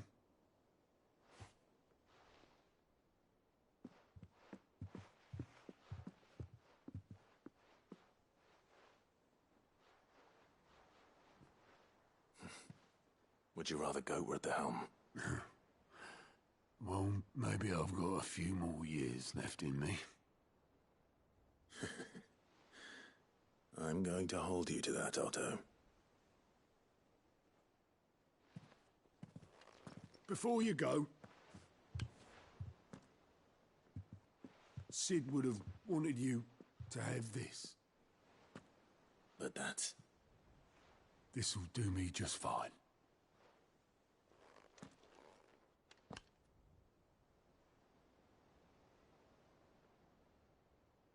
Thanks for the ray of sunshine.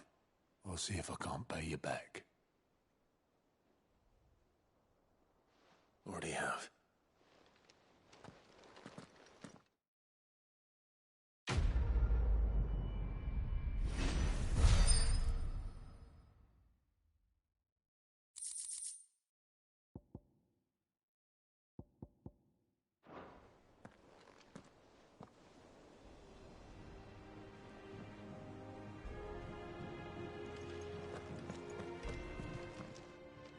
Welcome to the Patron's Whisper. Come to claim your just desserts? You earned this. Come again. I may have more for you.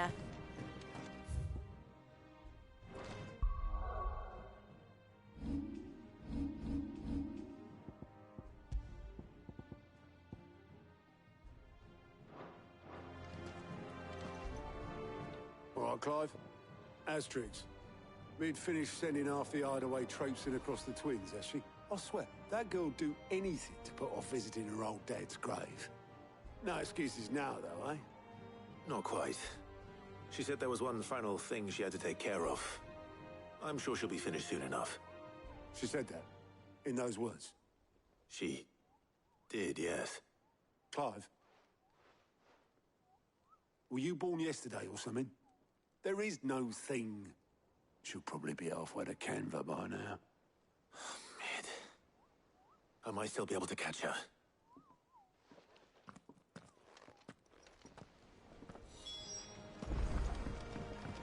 Mid told me she was building a ship. Is that the thing Tomes helped? Obolus, have you seen Mid? Yep. In a boat, going that way. Then I'm too late. You in a hurry and all, are you? Oh, I offered to take her across, but she wouldn't wait. Just paid for a dinghy and rowed off. Oars going like the clappers.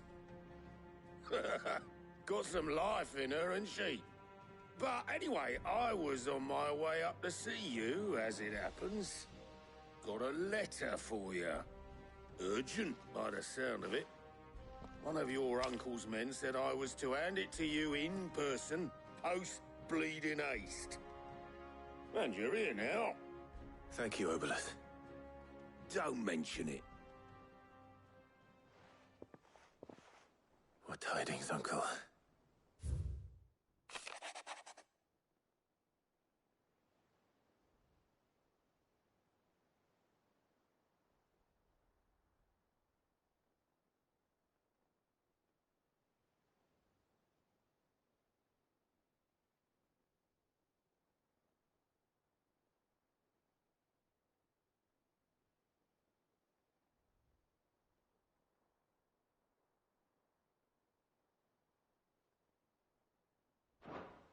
Trouble in Canva. Well, I'll need someone to keep an eye on Mid.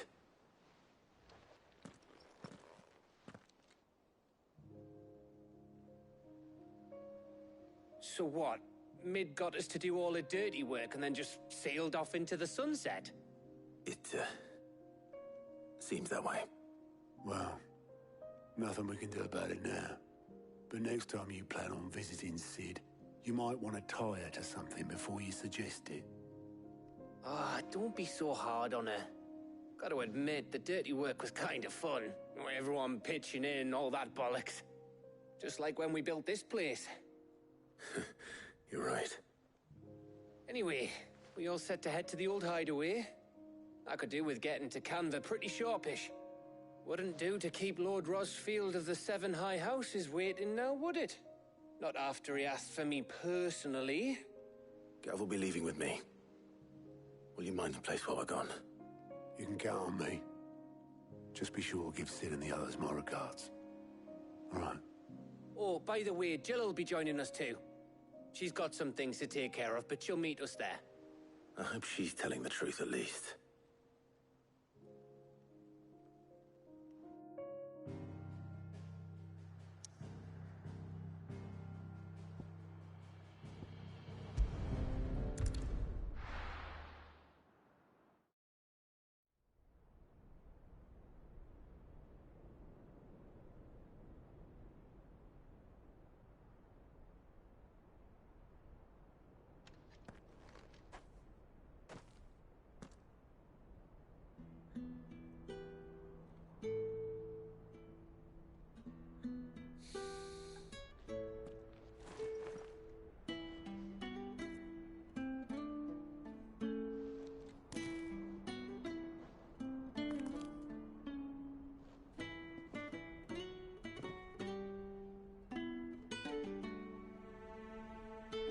Cid. I remember what you told me. That if no one is listening to what you have to say, you may as well not say it.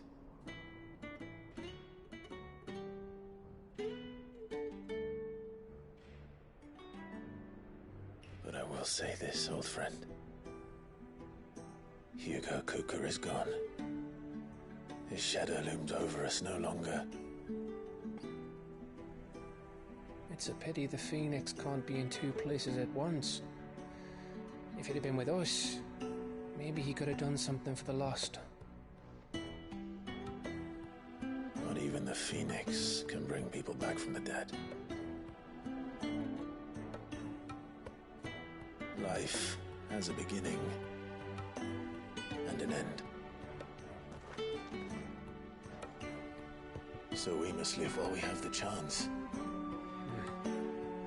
And not as slaves to the crystals, but as free men. May we join you?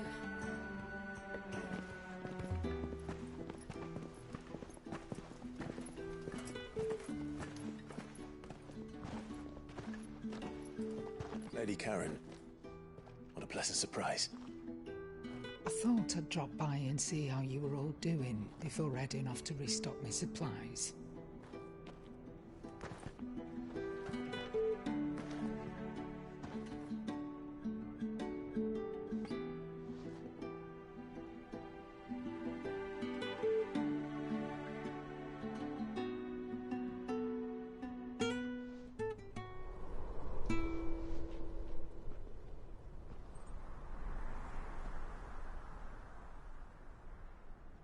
It wasn't the most scenic view back then, but it were never as bad as this. I know.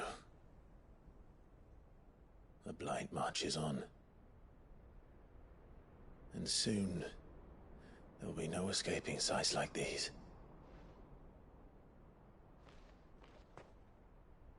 So our mission remains unchanged.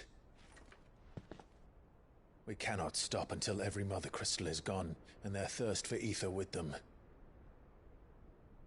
The only one that remains in Storm is Drake's Tail in the Crystalline Dominion. Our next target. We're going to Twinside. It's the capital of the Empire these days. I wouldn't like to think how tightly guarded they've got the place. Not that that'll stop you. But we do well to scout it out before you go charging in. We would indeed. If you're off to the Dominion, you can take this great lump with you. Goods. Oh, I am sorry. Have you forgotten you're the most wanted man in the Twins? I thought you might like to disguise yourselves as the attendants of a travelling trader, assuming you've no better ideas. You wanted to buy yourself some tools, didn't you? Well, now's your chance. You're letting me go with them? Oh, thanks, Nan. Stop that! You'll break me bones, you great galoot.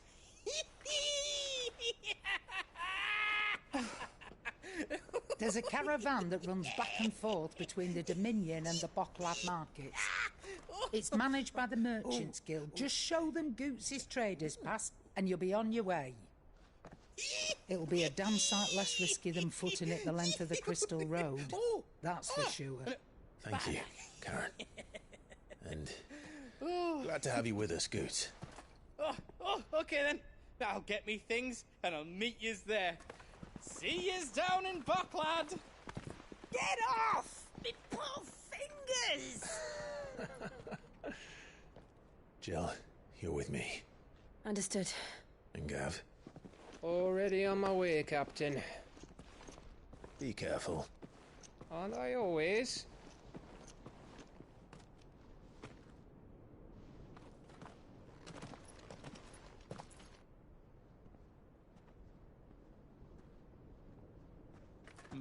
Do you see that, Sid? Your protege's making a proper little outlaw of himself.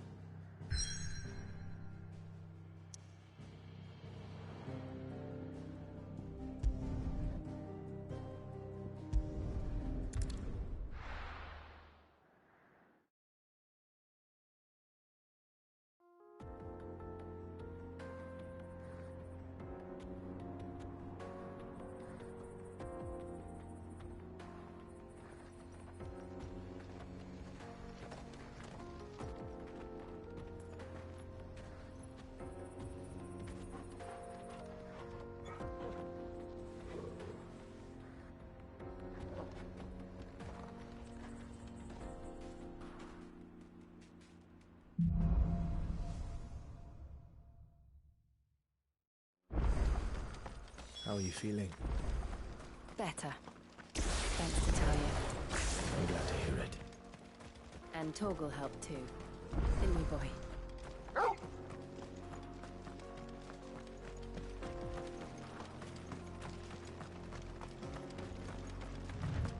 This used to be a trade route for merchants crossing the Scars, till the Republic laid a new road wide enough to let wagons pass, and all official traffic moved there. Leaving this one for those living outside the law. Indeed. I doubt we'll be the only outlaws on the trail today.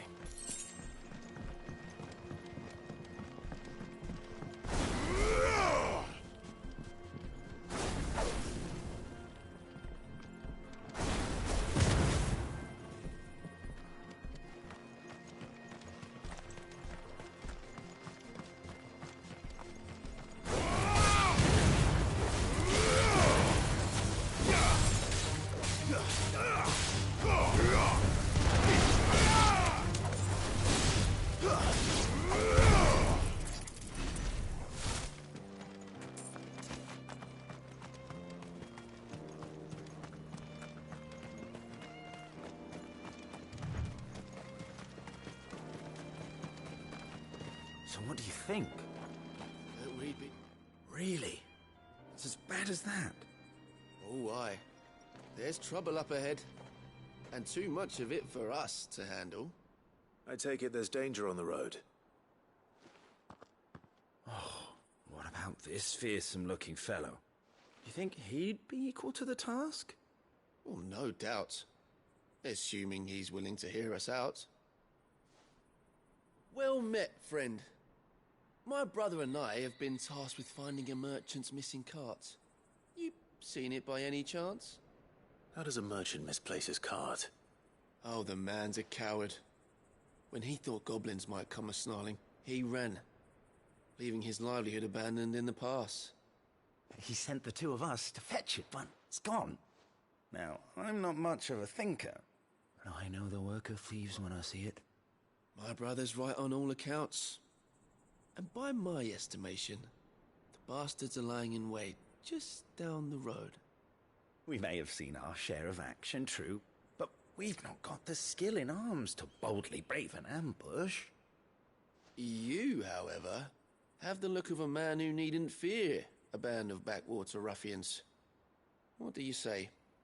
Will you help us out? Chances are they'll come for you either way. But if you promise to lend us a hand, at least you'll pocket a reward for your troubles. Well, if I'm going to have to deal with them anyway. You've clearly got a fine head on those broad shoulders. We're lucky you came along. Now, hoping to make a heavy purse in Boklad, our merchant friend loaded his cart with as much as it would carry. Reckon he won't be forking over the rest of our fee if we don't find those goods. So, while you're seeing to those bandits, you keep your eyes open. All right. Just don't expect me to drag the cart out of there myself. No. You can leave the cart to us. You just put an end to those bandits and point us in the right direction. You do that, we'll take care of the rest.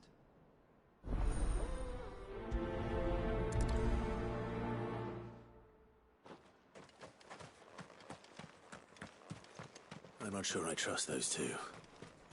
But if there are bandits lying in wait, I should probably take care.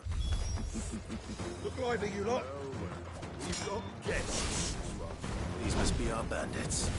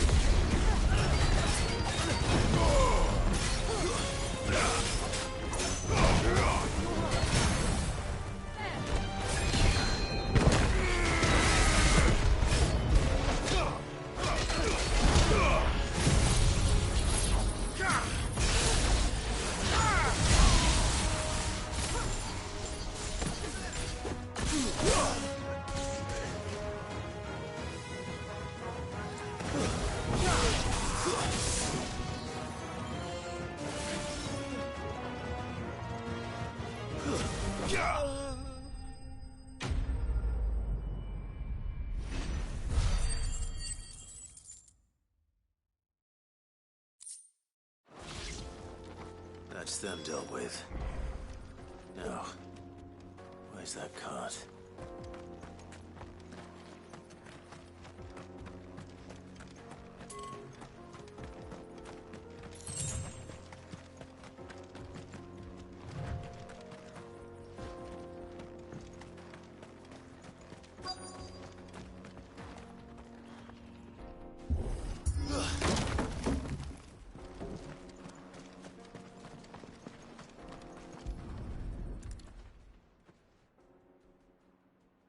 Getting all of this out of here will be a nightmare.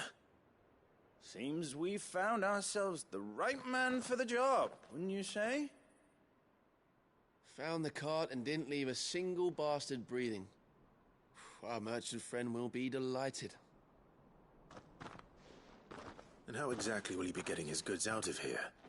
You leave that to us. After all, it'd be wrong to make such a fine warrior haul cabbages to market.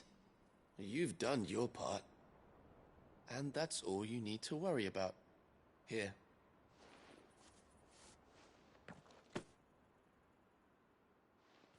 It's been a pleasure. Now piss off. There's no need to be so rude, brother. What if we want his help again next time?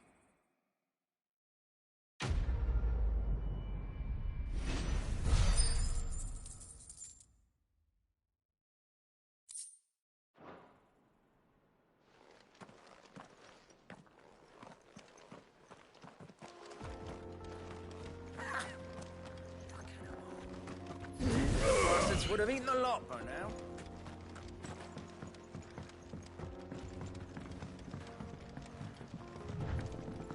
I see the Dalnecs lag behind Rosaria when it comes to bridge building. The fallen ruin should hold, at least.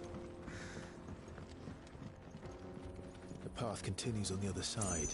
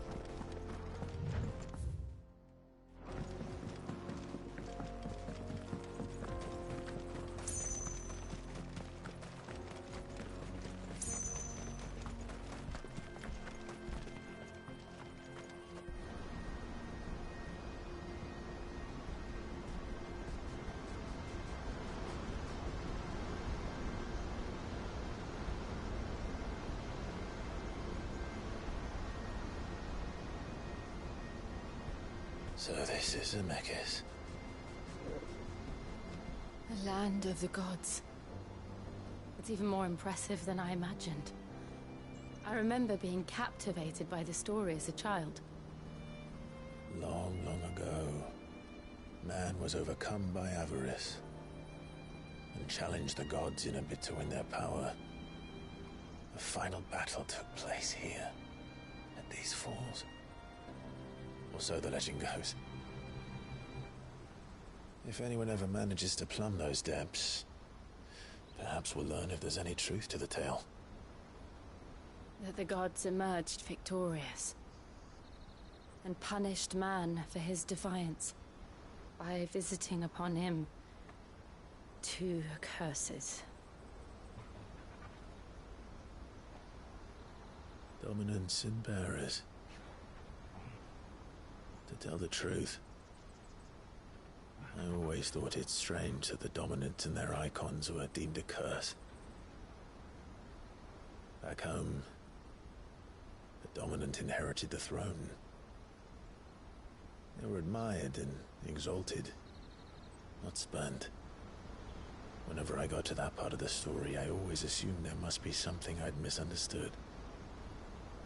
You had a lot of storybooks, didn't you? In your room, I mean. When we were young. The old legends were always my favorites. Epic battles between gods and men. Father encouraged me to read as much as I could. He thought it good for my education. You really were a boy like any other, weren't you?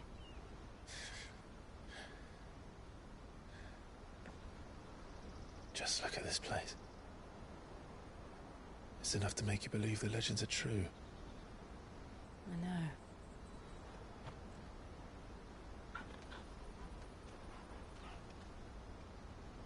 We're not far from Boklad. The road will be busier up ahead. Then we'll have to keep our wits about us.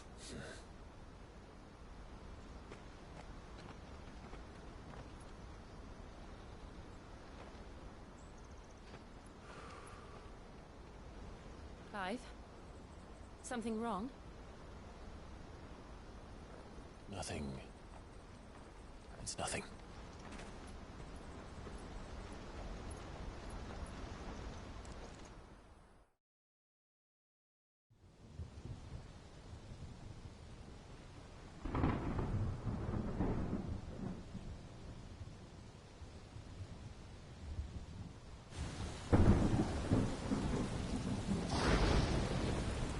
I see the reports are true, Father.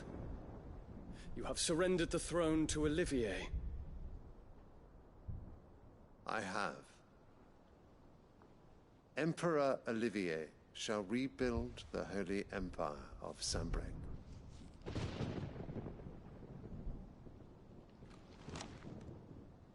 How is he to rule an empire? He is but a boy. I shall advise him until he comes of age. Father, please. Or for as long as I am able. The empire we seek to build needs young blood to rule it, and I can think of none better suited to the task.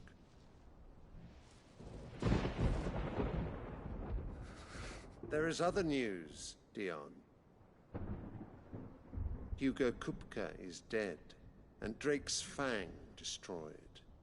The pillars of the Republic have fallen. Ere long, the Imperial banner shall fly over every city in Storm.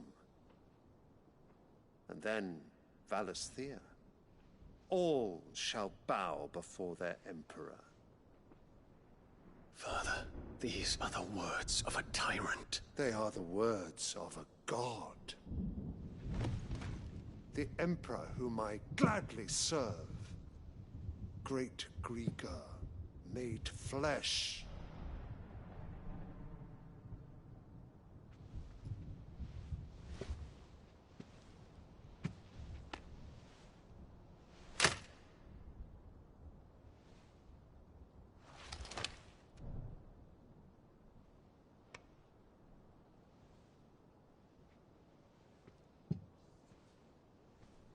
Return to your camp, Dion, and ready your forces.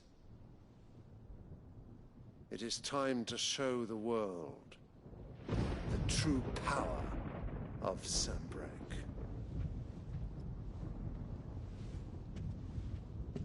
Father.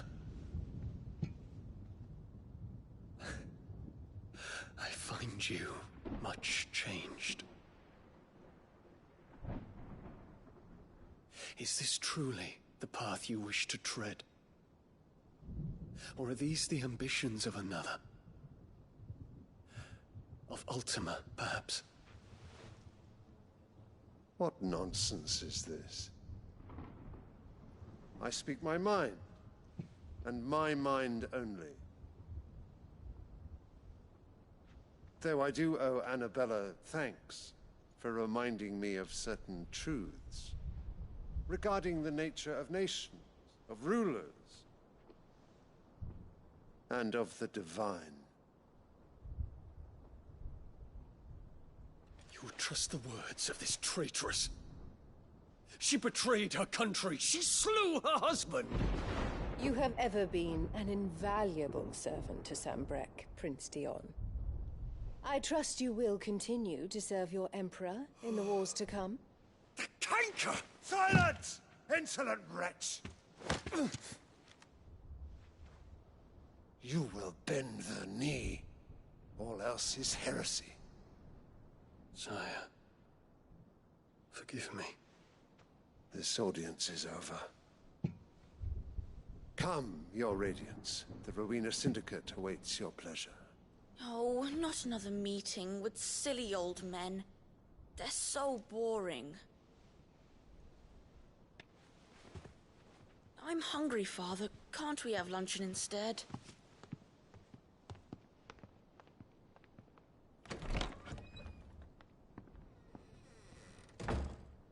Does it pain you that you will not inherit your father's throne? I have suffered worse.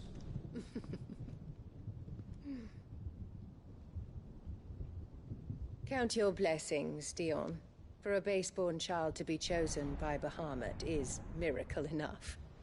You have risen high on his wings, but you shall rise no higher, lest your impure blood stain the throne.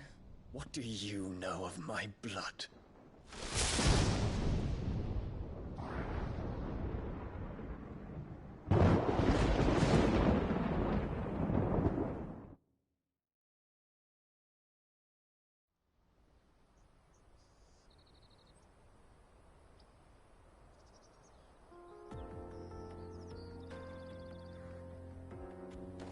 The Boklab markets are to the north. We just need to hug the coast.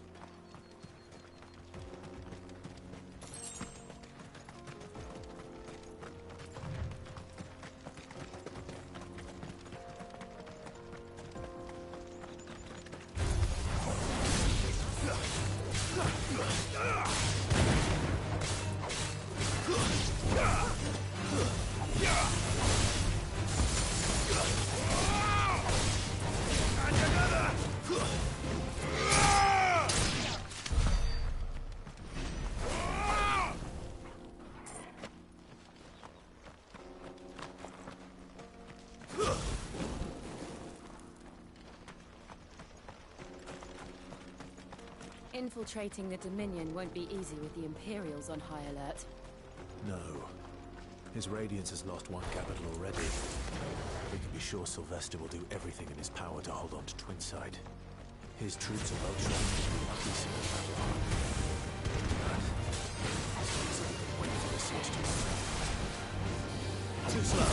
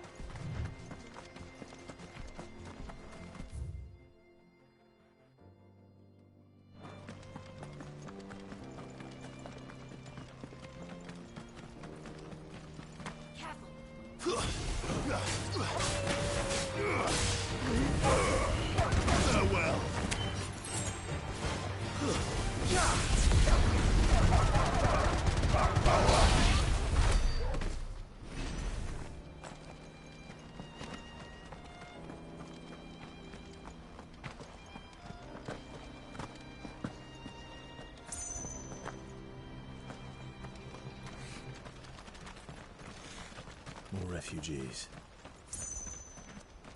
And they're all making for the Crystalline Dominion. Because they don't know how to live without the crystal's blessing.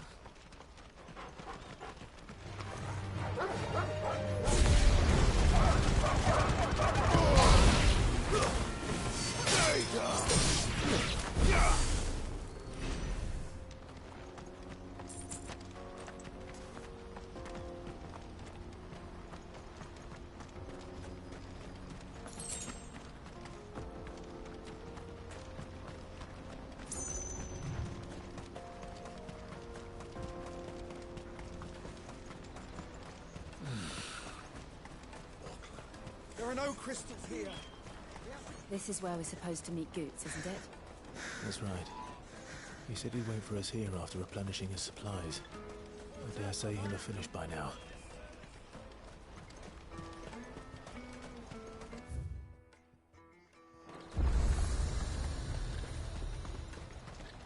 Well met.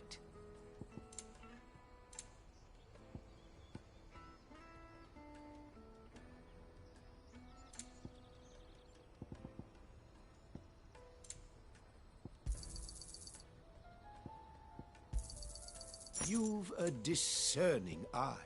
You're welcome anytime. Out of my sight, wretch. Peaches and pears.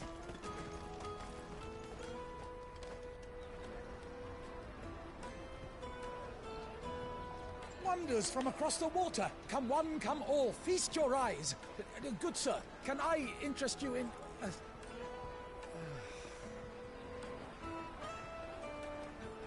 How much? For a measly crust of bread? You won't find any cheaper. Not nowadays. But you're more than welcome to look.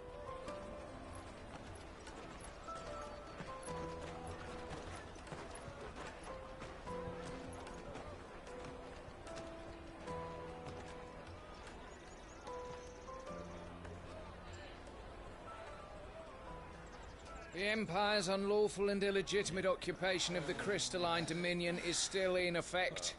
Only those whose business in Twinside has been officially approved by the Republican Army will be permitted to cross the border. All who seek entry are to form a line and ready their documents for inspection. Looks like we aren't the only ones who are eager to leave. And they're checking everyone. Can't you make an exception? Not for the likes of you. We won't get through without that pass. Let's go in and find Good, shall we?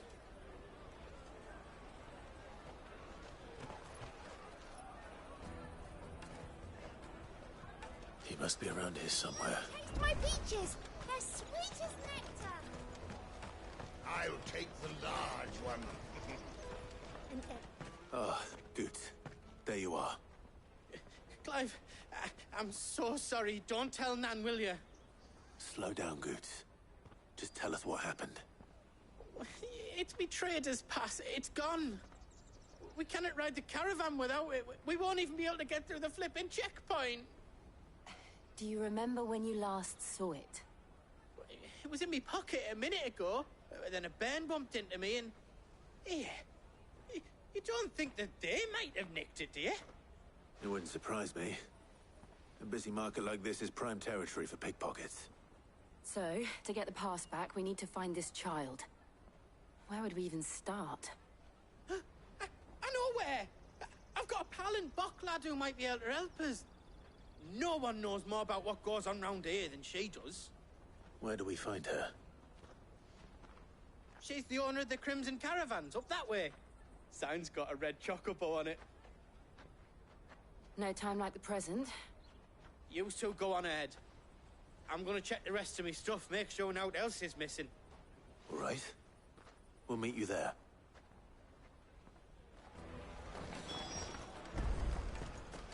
Let's keep an eye out for this red chocobo, then. And the other on our purses. To the checkpoint.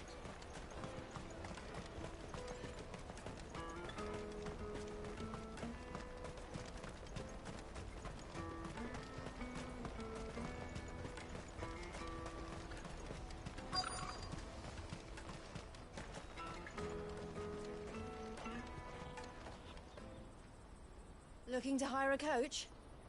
It's 10 million for a two-birder to the Crystalline Dominion. Take it or leave it. Oh, we're not here for that. Then I bid you good day. Oh, wait! Don't go, El! He's me mate! As I live and breathe. Goots, what are you doing back in Boklad?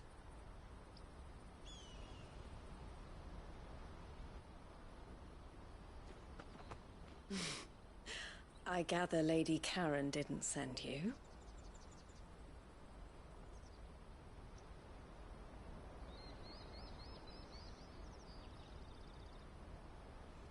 So what trouble have you got yourself into this time? It's me trader's pass. It got stolen. By little Ben. Of all the... You're the size of a marble. Honestly. Ugh. Goots told us that you know the markets well. Might you have an idea which little bairn could have done this? We don't intend to punish them. We just need our pass back. Then, we can be on our way. I see. So neither of you has a trader's pass either. Not that anyone would take you for traders, but I suppose that's why you came to me, correct? Now, I can't say for sure who took your pass, but I suspect I know why they did it. Let me explain.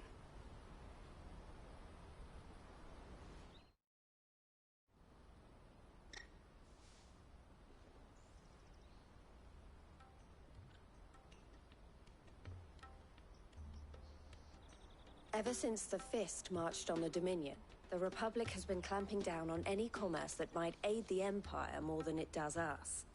Which means traders' passes have gone from being merely a way of easing one's progress to being essential if one wishes to cross the border at all. And with demand outstripping supply, they've become a precious commodity, leading some to seek to acquire them by less than legitimate means. So the children are stealing passes to sell on the black market? Yes, and no. Passes are inscribed with the names of their owners, and yet none of the victims' names have appeared on the register of those passing through the checkpoint. Which means? That someone is doctoring the stolen passes. The same someone who is encouraging the children to steal them.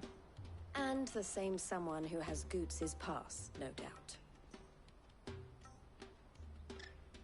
Whoever they are, they're ruining the livelihoods of honest merchants, which is why we've decided to take a stand.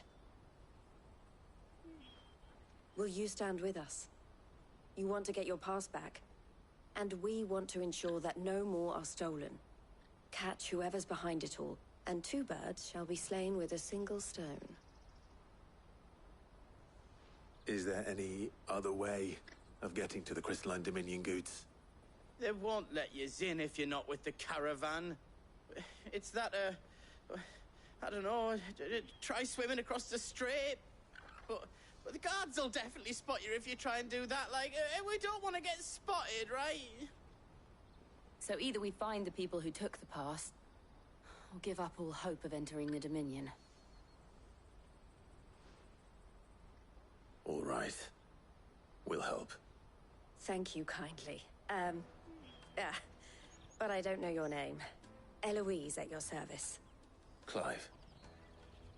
A pleasure doing business with you, Clive.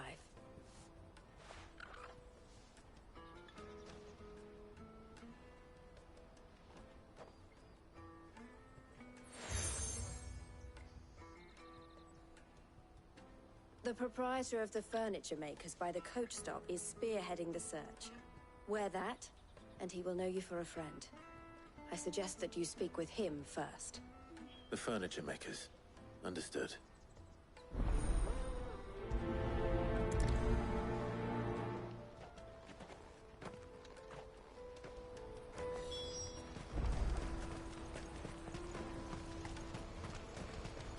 Out of my sight, wretch! Peaches and pears.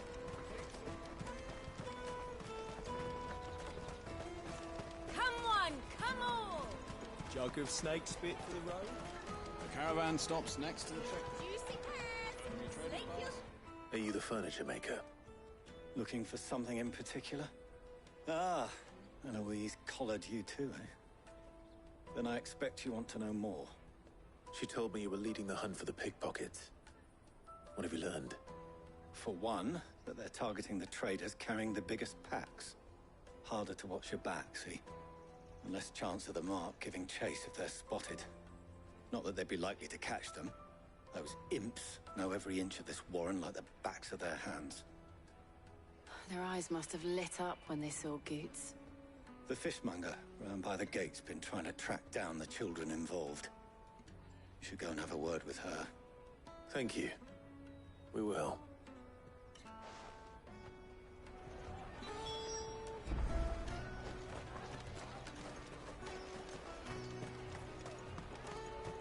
You won't find anything of this quality in Twinside.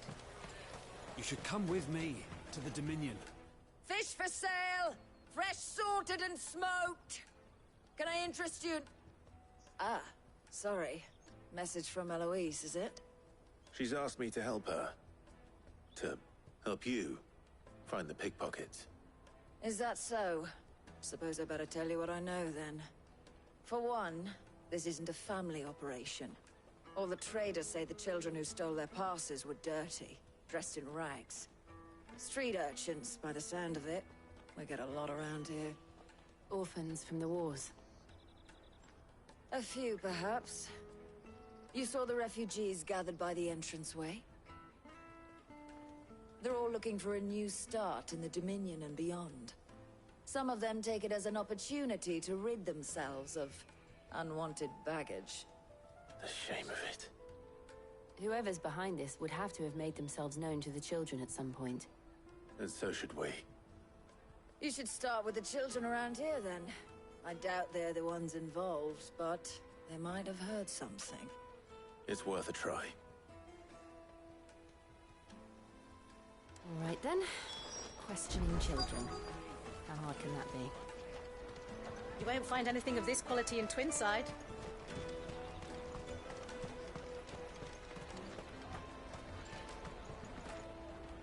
Do you have a moment? What do you want? What I want is to know who's asking children like you to pick pockets. I don't know. Nobody's asked me. What's picking pockets? Do you get paid for it? No, you get in trouble for it. So if they come calling, you know what to tell them.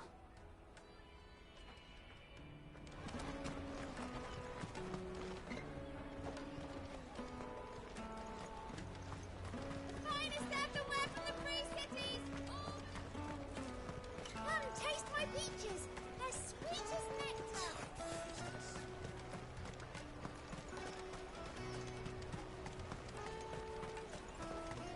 The caravan stops next to the checkpoint. Heard of your traders pass? Excuse me? What do you want? I don't have any money. It's all right. We're not going to hurt you. We just want to talk. What? We've heard that some very bad people are making children like you steal from travelers. We need to know who's behind it so we can stop them. I don't know much about it, really. But my friend, Honza, he said he got a job doing something dangerous. Sounds promising. We need to find him and ask. Do you know where your friend might be? He's usually by the tents outside town. Thank you. You've been very helpful.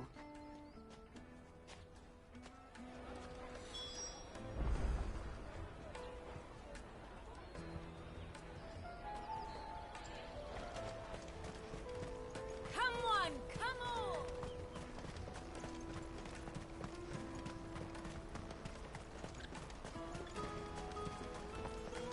Let me carry your goods. I'm cheap.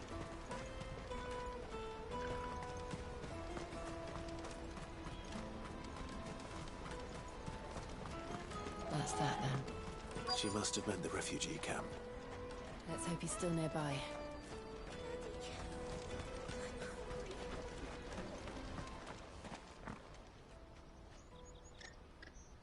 That big fat donkey was easy pickings. He wouldn't have noticed if we'd robbed his boots off him. Yeah. Wish we hadn't handed over the pass, though. Could use one of those things to get out of this dump. Chance would be a fine thing. The moment they found out, they'd string us up by our guts. Would they now? Perhaps you'd like to introduce us to these charming characters. Shit! We're in trouble now! What do we do? You two get caught if you want. I'm off. Hunter, where are you going? So that was Hunter, eh? Jill, you watch these two. I'm going after him. All right.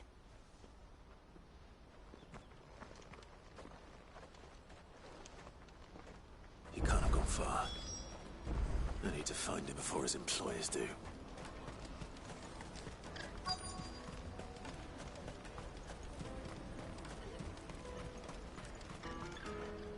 Did you see a boy run past? He stole something from a friend of mine. There was a boy ran back there towards the Chocobo pen, but... Thank you.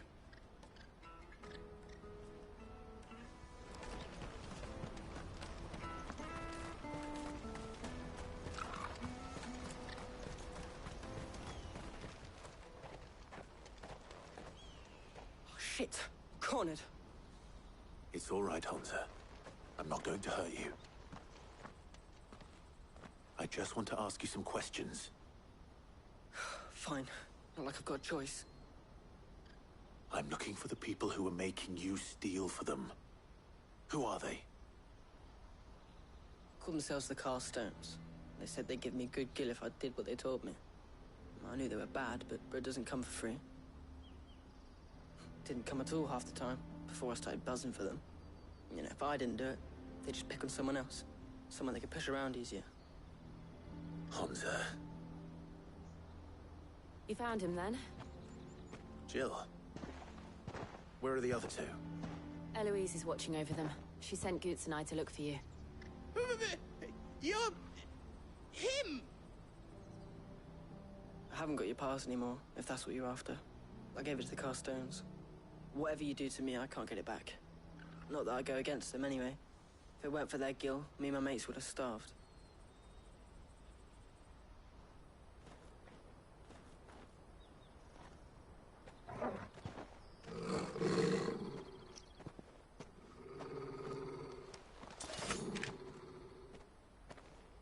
Cowards.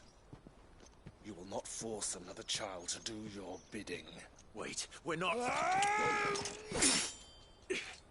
Don't hurt him.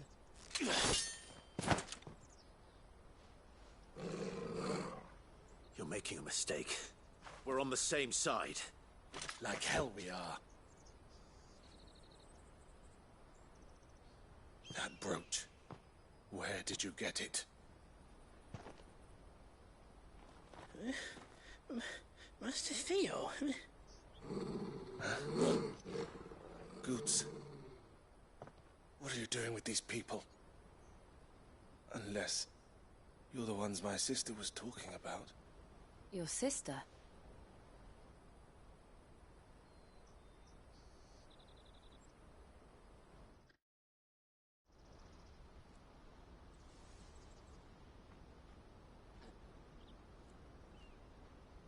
Eloise didn't tell us she had a brother. And why would she? I'm just her back and a blade. Theodore, at your service. Sorry about before. Theodore, what do you know of the Cast Stones? Vultures who have made Boklad their hunting ground. They prey on the desperate, stealing from those with gil and bullying those without it into joining their flock. I'd been looking into their activities in hope of sparing the refugees any further hardship. But it seems they've already stooped even lower than I'd feared. Hunzer's a good lad. Don't blame him for what they've made him do. If he and his friends hadn't agreed to work for the Stones, some other poor souls would have. On pain of death, most likely. Clive, was it? And my sisters asked you to help put an end to the pickpocketing. Then we all want the same thing.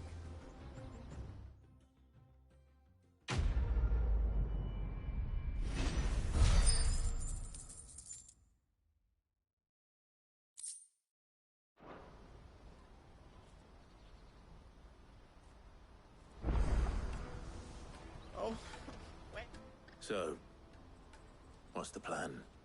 What else? We find the cast stones, and we crush them. You get your trader's pass back, and I make Boklad a safe place again. All right then. All right then. Honza, where are they camped? Don't worry. They'll never know you told us. Couldn't if I wanted to. They always come to town to collect the passes. Meet us outside the gate. I tried following them once, but they spotted me halfway down the trail. Said they'd string me up. We'll try it this time. Which way were they going? Back down the road towards Leitney's Cleft.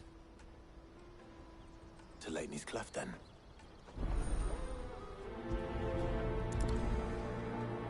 Leitney's Cleft is to the south, past the camp.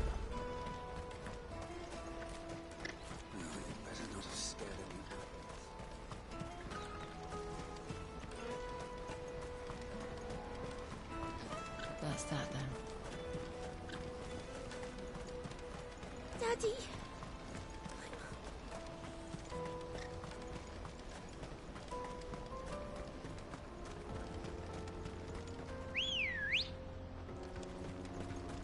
Let's go.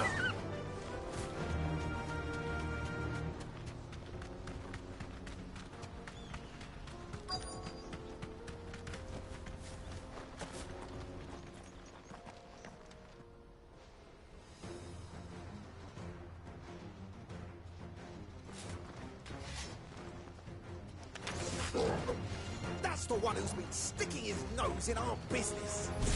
You should have minded your own. I doubt these were the ringleaders. But at least we know we're on the right track.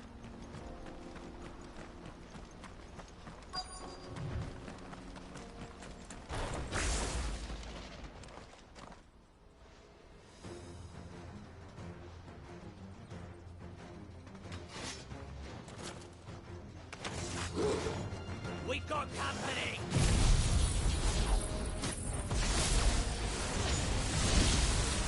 That's the lot.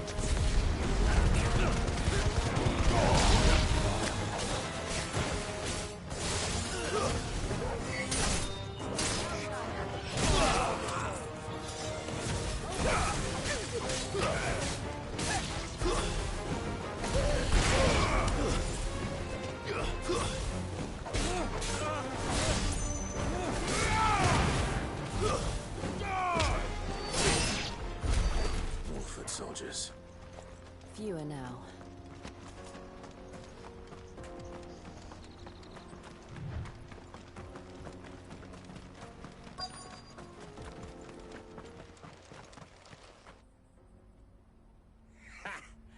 Not a bad haul today, eh? Aye.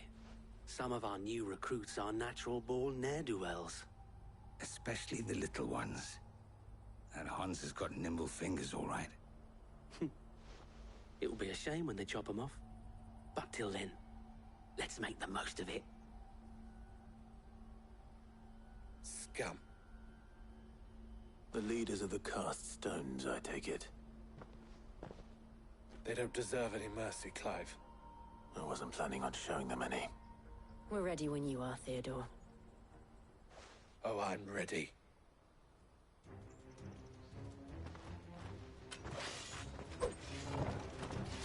Fuck.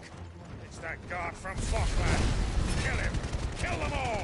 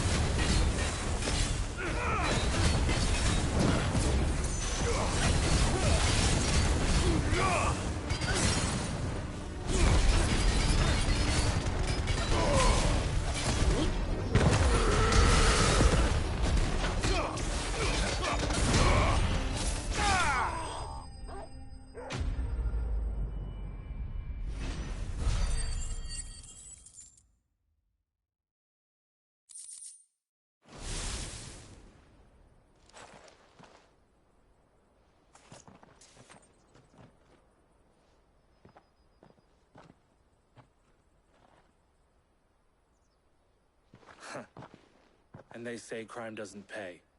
Gold chains, rings, purses. And traders' passes. Dozens of them. Have the names been changed? Not yet. I recognize some of them. No doubt Goots's is somewhere among them. Now I just need to sort through it all and return everything to the people it was taken from. We should go and give Eloise the good news. Can we leave things here in your hands, Theodore? Of course. Oh, and, be sure to tell her of the part I played, won't you? We'll be glad to.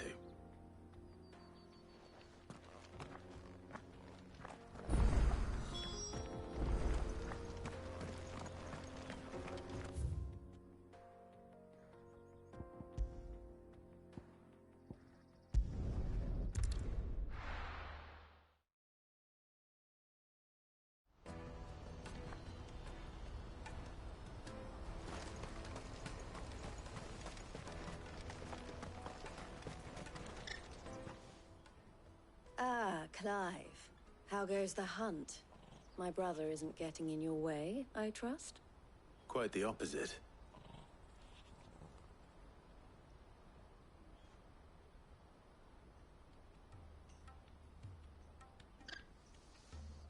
So it was the cast stones who were behind it all.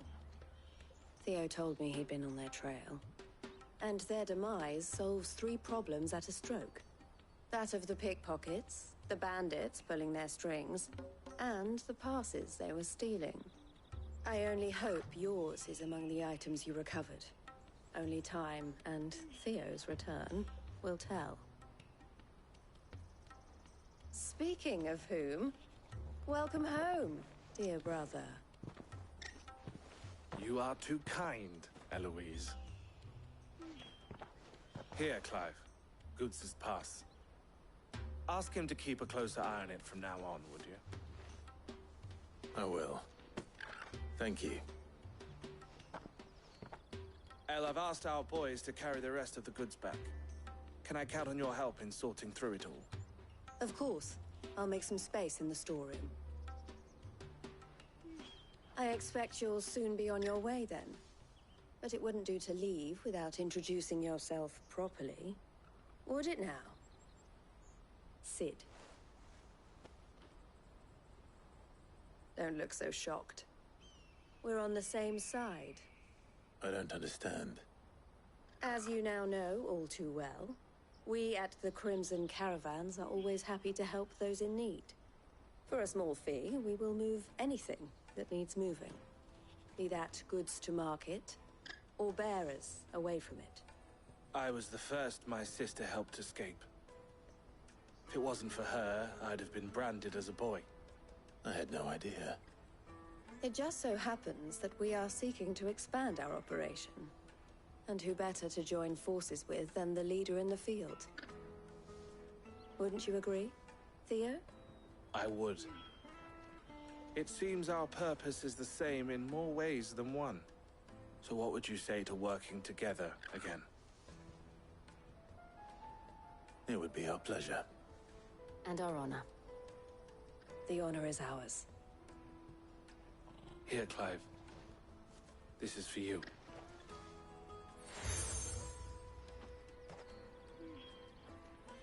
What is it? El has friends in high places, while I have associates in, lower ones. That mark is proof that you're a friend to us both.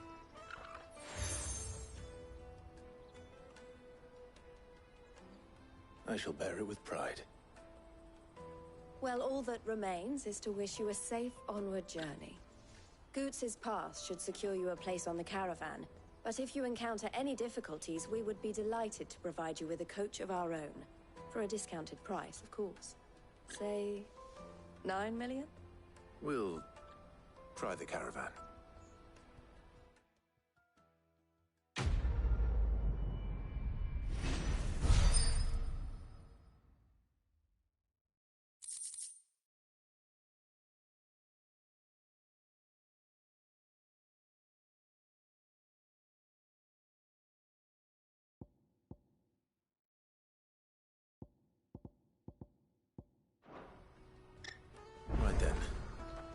Let's get this back to Goetz.